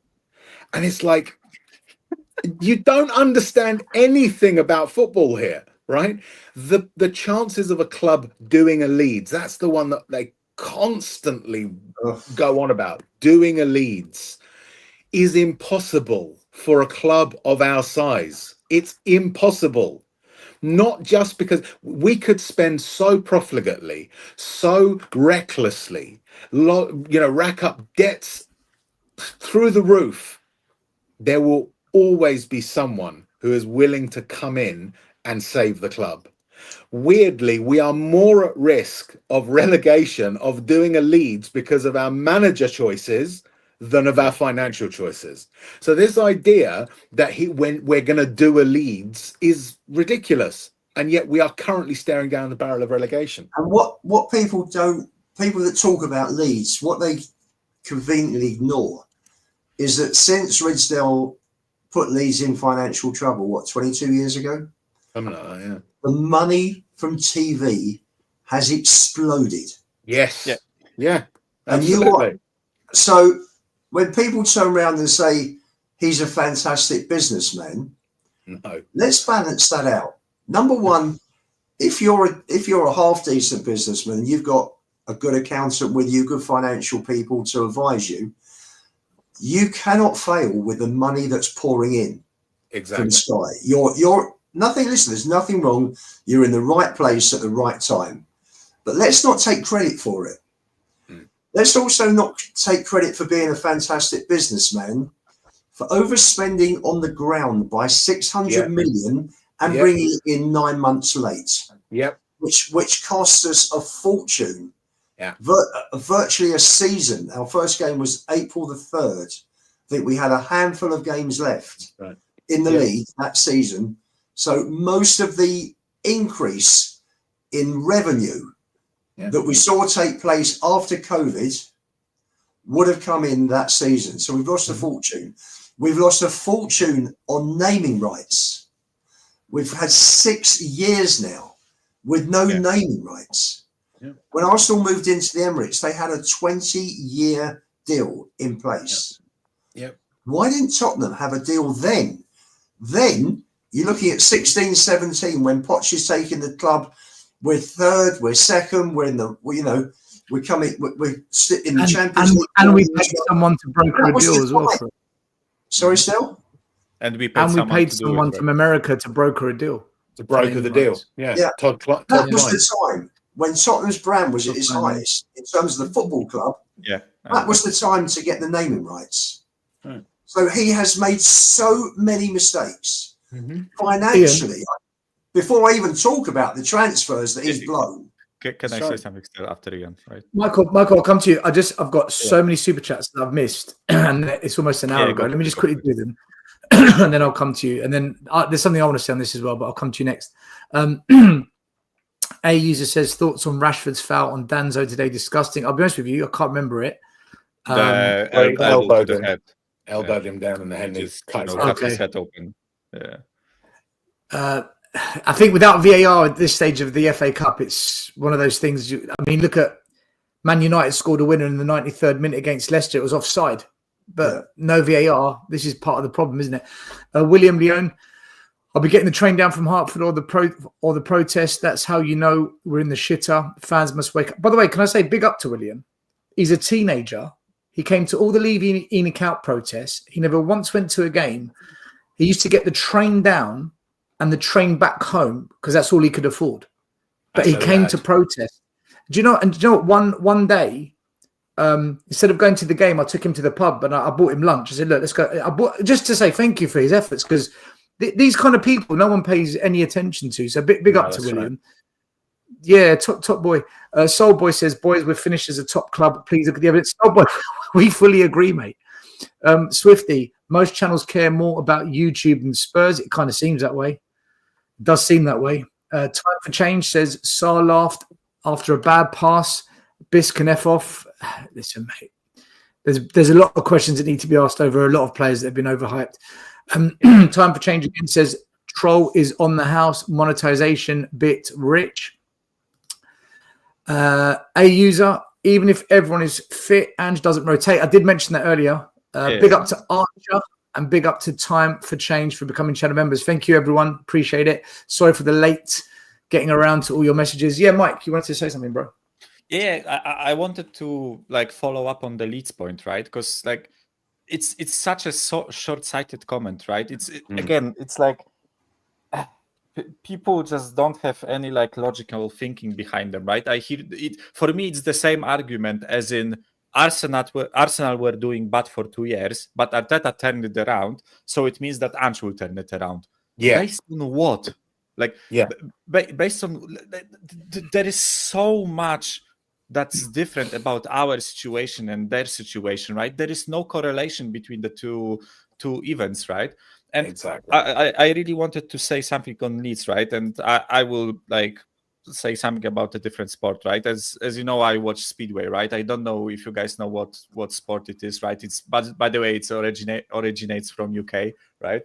But at this point, like the Polish league is the biggest one in the world, right?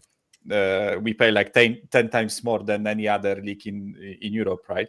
But Nice. Still, those clubs, our like historic clubs that have been here for like 60, 70 years, right?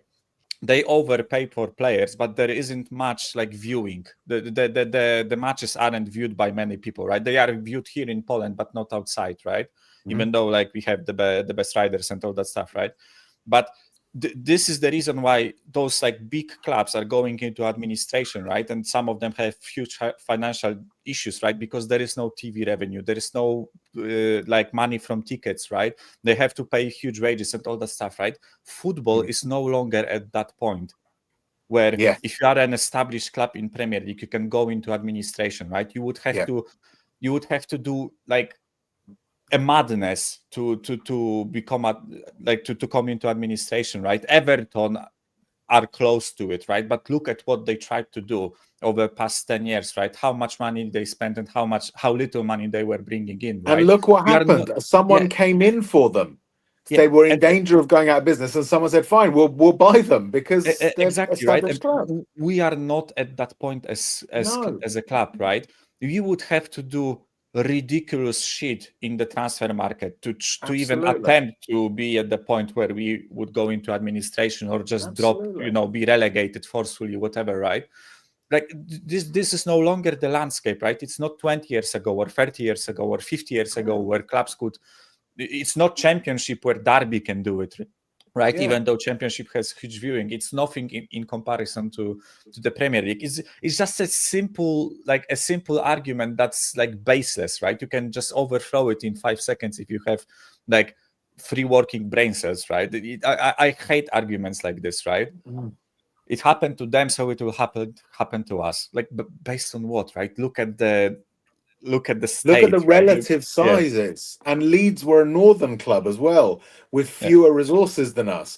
This again, isn't. I always think of Sam Longstaff, I think his name was. He was the chairman of Derby when Brian Clough was their manager. Yeah. And he got really angry with I think he sacked Clough because Clough basically went out and bought a player without his permission, right? Because at that point, the chairman was the one who poured money into the club. The PSR rules don't allow that anymore. A chairman can't pour money into the club anyway. This is most of the stuff that's going on with Man City at the moment was them flouting those laws so that they could directly fund Manchester City from the fucking Emirati royal family, right? It's not the same landscape anymore. So even if Tottenham were acting exactly the way that Leeds were, the possibility of that kind of a threat of administration is tiny. We're talking about a club that has literally millions of fans around the world. You know, Bury went into administration recently, or they went out of business recently. Macclesfield went out of business recently. They're tiny clubs. They can go out of business. These are too big. They're too valuable for them to disappear from the football ecosystem. Sim, So even not if you Sim. had bad owners, God, Sim. Rez. So Rez, do you know Yeah. what infuriates me about all financial arguments regarding Spurs? Yeah. Like every argument when it comes back to money, there's one thing that pisses me off more than anything, and that's this. These are the common things I hear. Look how sustainable we are. Look how financially healthy we are. Look at the profit we make. Look at this. Look at this. And when you step back, right, detach yourself as a fan and just look at it from the outside. Who is more sustainable? The owners who don't have to put their hands in their pockets, or you and I who pay to go and watch this? My life isn't more sustainable. Theirs is. Who's richer? I'm not richer. I'm poorer. It cost me more to go and support Spurs than ever before. That's right. They're the ones that have £3.5 million salaries. Who's benefiting from this new stadium? Yeah. Well, ENIC, because their wealth portfolio just went up by £3 billion in valuation if they cash out. Exactly. If you look at all the financial metrics, the only beneficiaries are the investors and the owners, the chairman and the board. The fans haven't benefited. And I always say this, and I say this to fans when I argue with them. I say to them, how have you benefited other than having a comfier seat in a stadium that doesn't have a leaky roof, which wasn't a problem because you never moaned about that at the old White Hart Lane when Pochettino was challenging for league titles. You never once moaned about the stadium. So please tell me how we've benefited. But look at the training ground. But it hasn't produced a winning team, and you don't train there. You train at the park. Yeah, but look at the academy. Again, name an academy player that has contributed to a successful footballing team that's won trophies at Spurs. Where have you, the fan, benefited from these property developments, extra revenue income streams, the finances, the PS? Where have you benefited? Tell me. Other than we've not been relegated. Other than that, how have you benefited? And when you ask that question, they realise you haven't benefited. None of us have benefited. Not one Spurs. No. If Spurs had won, right, on average, we used to win one trophy every 5 years since 1900, or 2 trophies every 10 years on average. Yeah. If Levy had won 5 trophies in the last 25 years, you wouldn't hear a moan out of any Spurs fan, because we would say that's what we're used to. So under Levy, we've won 3 FA Cups, 1 Carabao Cup, and a Europa Cup. We're not complaining. But when you win nothing and all you see is finances going up, property development going up, income streams going up, FFP improving, and the only beneficiary are the owners and the investors, and us fans have had zero benefit, I don't understand where this financial argument exists. What is the actual argument? What is the argument? Still, that we're not bankrupt. Is that the argument, that we're not bankrupt? There's 19 other Premier League clubs that aren't bankrupt. Bournemouth aren't bankrupt. It pretty much boils down to that. That's right. And a large part of it. Sorry, Ian, go ahead. So the 2 things I'll add is for the fans who go on about the stadium, go and do the stadium tour. Come back. Let's have a chat about the stadium after the stadium tour. Separate that from match day. Match day is different. Match day, we're going to support our team. We're not going to say how great the stadium is. That's for a stadium tour on a non-match day. And the other thing I was going to say was gone out of my mind. I'll come back to you. Again, the stadium tour. How does that benefit me as a fan? Other than getting to see my history up front rather than reading about it or watching a YouTube video. What? I just don't understand what benefit I, the fan, have got out of this. If I want to buy a jersey, it costs more. If I want to buy a beer, it costs more. If I want to buy a pie, it costs more. If I want to renew my season ticket, it costs more. If I want to see the team win trophies, that's gone out the window. How have I benefited from this financial sustainability? Can someone tell me where I've gained as a fan? Because I feel like I've lost. The fans and that's it. A large part of it is that people still remember Alan Sugar, right? Now, as a football chairman, he was poor because he just didn't understand the business, right? That was his failing. He didn't understand the business. He didn't get that a football club is a black hole into which money disappears, right? But he still saved the club. He did, right? And people remember that, and remember that his time was measured around that, you know, the disaster of the West Stand reconstruction, I think it was, and, you know, almost going to administration. Also the points that we had docked because of the I think it was the bung for Sheringham or whatever it was. All of that stuff, they remember that, and they think that we're still living in those times, and that they're so terrified of the club going out of business that they focus on the finance. It comes back to that thing of, oh, he's made us sustainable. Where does that come from? The guy I was talking to looked to be in his 60s at the very least, right? So he would have been around at that time. It's this idea, it's this, the delay between the reality of where we are now and where fans still think we are, right? Rez, we're not football in those legislation times has anymore. made us sustainable. Rez, football legislation. I know, absolutely. No, listen, Stel, I'm with you on that. I know what the reality is. We around this panel know what the reality is. A lot of fans know what the reality is. But there's still they even profile new chairman before a new owner purchases a club. There's now checks and balances that they go through. Yeah, sure. It's interesting. Nat Solomon bought Spurs 18 months to pay the 18 million pound debts. When Scholar got the club into trouble. Scholar was the right man with the right ideas, but didn't know how to execute them. No, because he saw Spurs needed a different extra revenue streams, but he loved the club. Yeah. You know, and if he hadn't have put us into trouble, you know, we got rid of Waddle when Lineker was coming in. Unfortunately, with Gascoigne, I read something in Twitter that was saying that, you know, in terms of financial, Gascoigne was a sliding doors moment because they'd agreed 8.5 million with Lazio, and I think it finished up about 3.5 million. Was it? Yeah. Again, everything's changed.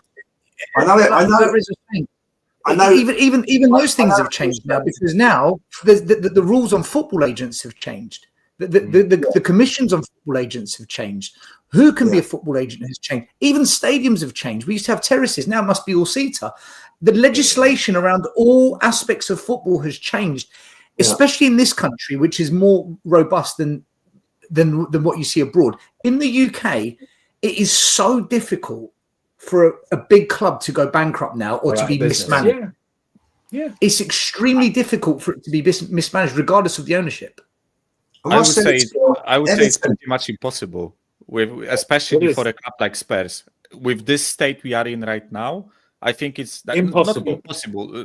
Like, you know, that there is like a 0.001% chance that it happens, right? But it's like worrying about things like that. It's for, you know what the maddest thing for me is, right? Because I mentioned like Speedway, but I also like follow other sports, right? You follow sports, or you follow athletes, right? Or you follow other guys, right? Because you like watching the sport, and you follow them because you want them to win, right? Americans follow Michael Phelps, I think was the swimmer guy's name, right? Like we had our ski jumper, like Adam Mausch, like plenty of sports where you follow a person or a team and you want them to win, right? And we have plenty of fans who follow Spurs, and I don't know what the aim of the following is, right? I said it plenty of times, right? I, as a foreigner, chose Spurs at a high peak, right? You can call me a glory hunter if you want in the chat, fair enough, right? I don't know what glory I hunted following Spurs, right? Respectfully, but no Spurs fans are glory hunter. Yeah. No I chose Spurs, right? Because I watched this team. This team played exciting football. They had brilliant players, right? I've started following Spurs because of certain players, right? Like Eriksen. And then I grew in love with the club, right? And I follow Spurs because I want to watch them win, right? And listen, all the Arsenal fans in the chat can say, "Oh, you never win something." Yeah, we have like what 18 trophies, right? Or so that never part is not really the case. Before right? Enoch, we won trophies. Before Yeah, Enoch, we did. I think it's 18 without the charity shields and 25 Yeah, or 26 with. with the charity shields, right? But yeah, but We- the point we've is, got right? history, man. I follow clubs, right? I follow sports people, right? To watch them win, to watch them be the best at what they do, right? Because I can do it myself. One thing is that, right? But I really like watching someone do it, right? And so what's the point of those people who love spreadsheets, right? And all that stuff? What's the point of following Spurs, Exactly. right? Like, Mike, you can get into trouble. Everton have had to hold up the building of the new grounds because didn't have the money. They ran out of money. Now they've now found new ownership, but through very poor housekeeping over the last 5 years under Mashiri, Everton found themselves hundreds of millions of pounds in debt. Without Ian, I don't think a club of Spurs' magnitude with what we currently have as an asset portfolio, that's going to happen. No. I think it would take one hell. It would be sabotage, wouldn't it? It would just be sabotage. it would have to be pretty much like sabotaging the club, right? To it would be make sabotage. Into such a sorry state that we would either have to be sold or we would get like restrictions and points deductions and all that stuff. Right? You got to look at relative turnover. Everton's turnover is at least a third of what Spurs was before we started, and that. So again, it's like no comparison. People will say that that's because of Levy. That's because of Levy. It's like Bury and Macclesfield at this end, and Manchester United at that end. There's a spectrum. There comes a line where it's not possible. It would require such mismanagement as Michael said, be bordering on sabotage for it to happen. Everton are more vulnerable to it. As you say, Mike, the possibility exists. Of course it does. Any organization can go out of business through financial mismanagement. But in the comparison is not between necessarily Spurs, Everton and Bury. It is the difference between Spurs today and football today and football 30 odd years ago. 30 odd years ago, yes, Spurs could have gone out of business. Man United could have gone out of business. Even Real Madrid could have gone out of business.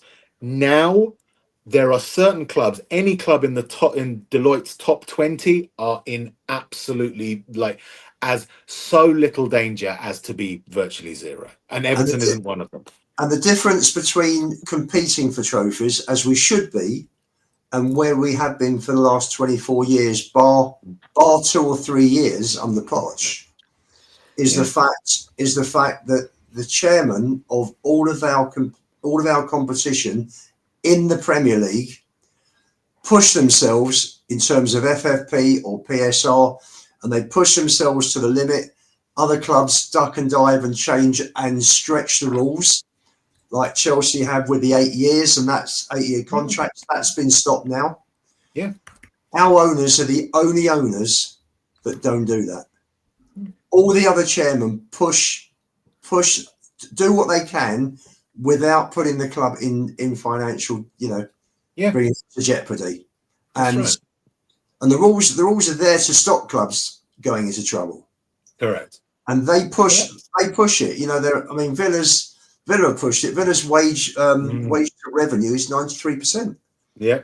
Ours up to June 24 was 42%. Yeah. We've now since shaved an extra 30 million in the summer off the wage bill. So that's probably down to around 35, 36%. Yeah. We're way down on everyone else. That's what. Rez, can I do the super chats? Because one's for you, actually. Yeah. I see. They're built up again.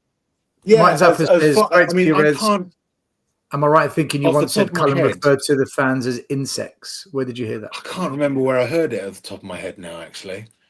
It was after, from what I understand, from what I remember, it was during a Tottenham Hotspur Supporters Trust meeting where there was it was like a big meeting that Cullen and Levy turned up at. It would have been maybe about 4 years, no, 2000, I reckon around 2018, I think it would have been. I think it was around the time of the Baron transfer windows. And they had this big meeting, which they rarely did, and they didn't do after that. and when she was leaving, she was overheard to mutter under her breath, "Why?" Something along the lines of, "Why do we have to listen to these insects or ants or something like that?" That's my recollection of it, Well, which isn't perfect. we had a couple of years ago. There was a couple of outgoing co-chairs, and we said, well, one of the guys said, "Is there any gossip?" And she said, "Well, at the last meeting I was at, we were fighting senior citizen discounts." And Levy said, our senior fans don't need a discount. They're all rich. Yeah. And that just shows you everything you need to know. How out of touch he is. Yeah. Because he completely lacks empathy. Oh, he's telling you what kind of fans he wants. A user, he says, Son, Saar Bissouma, a clumsy crew, Bentancur, Johnson and Werner too, a football nightmare, plain to see. They miss the net consistently. Big up to Trevor, who says, bang on. As kids, we all had posters on our walls of our favourite players. No one had Excel spreadsheets and profit and loss sheets on their wall. Accountants. Time for change. Big up to you. New channel member says, think any player not performing should have to do a skywalk with their pants down to let them realise how we feel when they don't put in a shit. Put it in the contracts. Put it in the contracts. Time to change again says Levy is like an annoying gnat. You can smell, you can't swat. Well, let's see what happens. We've got the protest coming next week. Listen, guys, I'm going to wrap it up in just a second, but I just do want to mention before we do wrap it up. Tomorrow, we've got a really important show, Change for Tottenham. They'll be with us. Jay's going to be here. I've got questions for him. He's going to explain what's going on. There's a plan for a march, and I believe there's some kind of sit-in, but look, I'll let Jay do all the talking tomorrow. Make sure you're here for that one tomorrow. If you've got any questions, bring it into the comments. Keep it respectful, because I have had one or two people saying they want to call him out. Listen, if you come on and do that, I'll probably just ban you. We need to unite on this. If we can't get behind a common cause, this, regardless of our opinions, nothing is going to change ever. So bring your respectful hat on tomorrow's show. Michael, any final words you want to have, mate, before we wrap it up? Rez. No. And another season in the gutter. Let's be honest about it, right? 4 days and we are out of 2 cups. I am gutted, right? I said that I am apathetic, right? There is still part of me that's gutted about the results, right? Like, even if I don't believe in Ange, even if I don't believe in those players and in this club overall, there is still like a bit of me that still has that, like, you know, that childish hope, right? And it unfortunately is getting just pummeled down every single season, right? But yeah, it's just a shame. It's a sad place to be as a fan.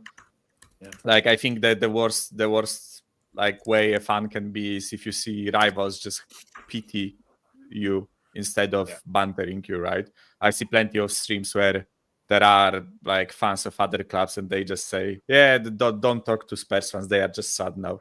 I'm like, whoa. You know, I mean, if you guys say that, then what can I say, right?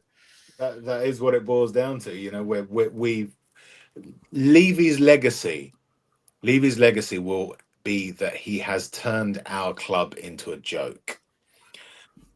Kim says it to me all the time, and she's absolutely right. The thing that really defines his ownership is the fact that the term Spursy came about under his watch, right? It is because of him that we have that. And she doesn't use it. She thinks, why should it be called Spursy? It should be Enicky, right? Yeah. You know, I sort of joke and say, Levy ye. But it's true. Should be Enicky. It's what they have done. Whichever Czech club, I can't remember if it was a Czech club, Sparta Prague or something, that owned us. Apparently their fans were warning, Slavia Prague were warning Spurs fans, don't expect, or Vicenza, whichever one it was, don't expect them to look after your club because they didn't look after ours. It is time for Spurs fans to start fighting for their club. It might not work, but you've still got the duty. Do you love your club or not? Is my challenge to them. Do you love your club or not? Do you like what's happening to your club right now or not? And there are no other shoulders that you can put the burden of this onto other than Levy and his little coterie of fucking management consultants who have never kicked a ball in anger, right? I'm more of a bloody footballer now, and I'm 46, than they ever could have been, right? They are responsible. You have to raise your voice, regardless of whether it will work or not, regardless of whether they will sell or not. You owe your club a duty. Otherwise, go and support someone else. Because if loyalty, if you're supposed to be loyal to your club, loyalty carries responsibility. And it is responsible for you to raise your voice. And regardless of what. Two things to that still. Number one, adding on what Rez has just said, they built a business and killed a football team. Yeah. And where they've taken the team to now, the away fans were singing, it summed it up this evening. They were singing, "We've got the ball," and that summed it up. That's where we've come to as a club, as the fans. I mean, you know, it's... They had me when they were doing Olays on the 75th minute. When we had the ball. I thought, oh no, they're doing Olays. Yeah. It was a piss take. The whole thing was a piss take. I mean, the Spurs fans were singing, "We're effing shit." It was dreadful. It was just dreadful. They were going mad first half. By the Ian, did the Villa fans think you are getting sacked in the morning, or did I? Oh my god! I think we were singing. I think we were singing with them. I know I was. Fucking hell. The whole ground was singing it, I think. What else could you do? Yeah. Thank you to Language Angels. Nice goal by Tell. Yeah, it was a good finish. Thank you to Language Angels, William, Mike Zappa, Billy, A User, Tony and AC Time for Change, Soulboy, Mark Swift, Archer, Football Heritage TV for your super chats and channel memberships. Appreciate all of it, guys. Michael, Rez, Ian, and all the other guys that are on. Thanks for coming on as always, boys and girls. Remember, tomorrow night, Time for Change will be with Spurs. We are going to be discussing the plans for next week. Please be here. Any questions, more than welcome to ask Jay. Sure, he'll be happy to take them. Otherwise, another day in Levy land, another shit show, another failure. We're in the fast lane to nowhere. What more can we say? Yep. Yeah. Have a good one. We're off. Bye-bye. The first game we look for, Robbie. Tottenham away. When we got Tottenham away.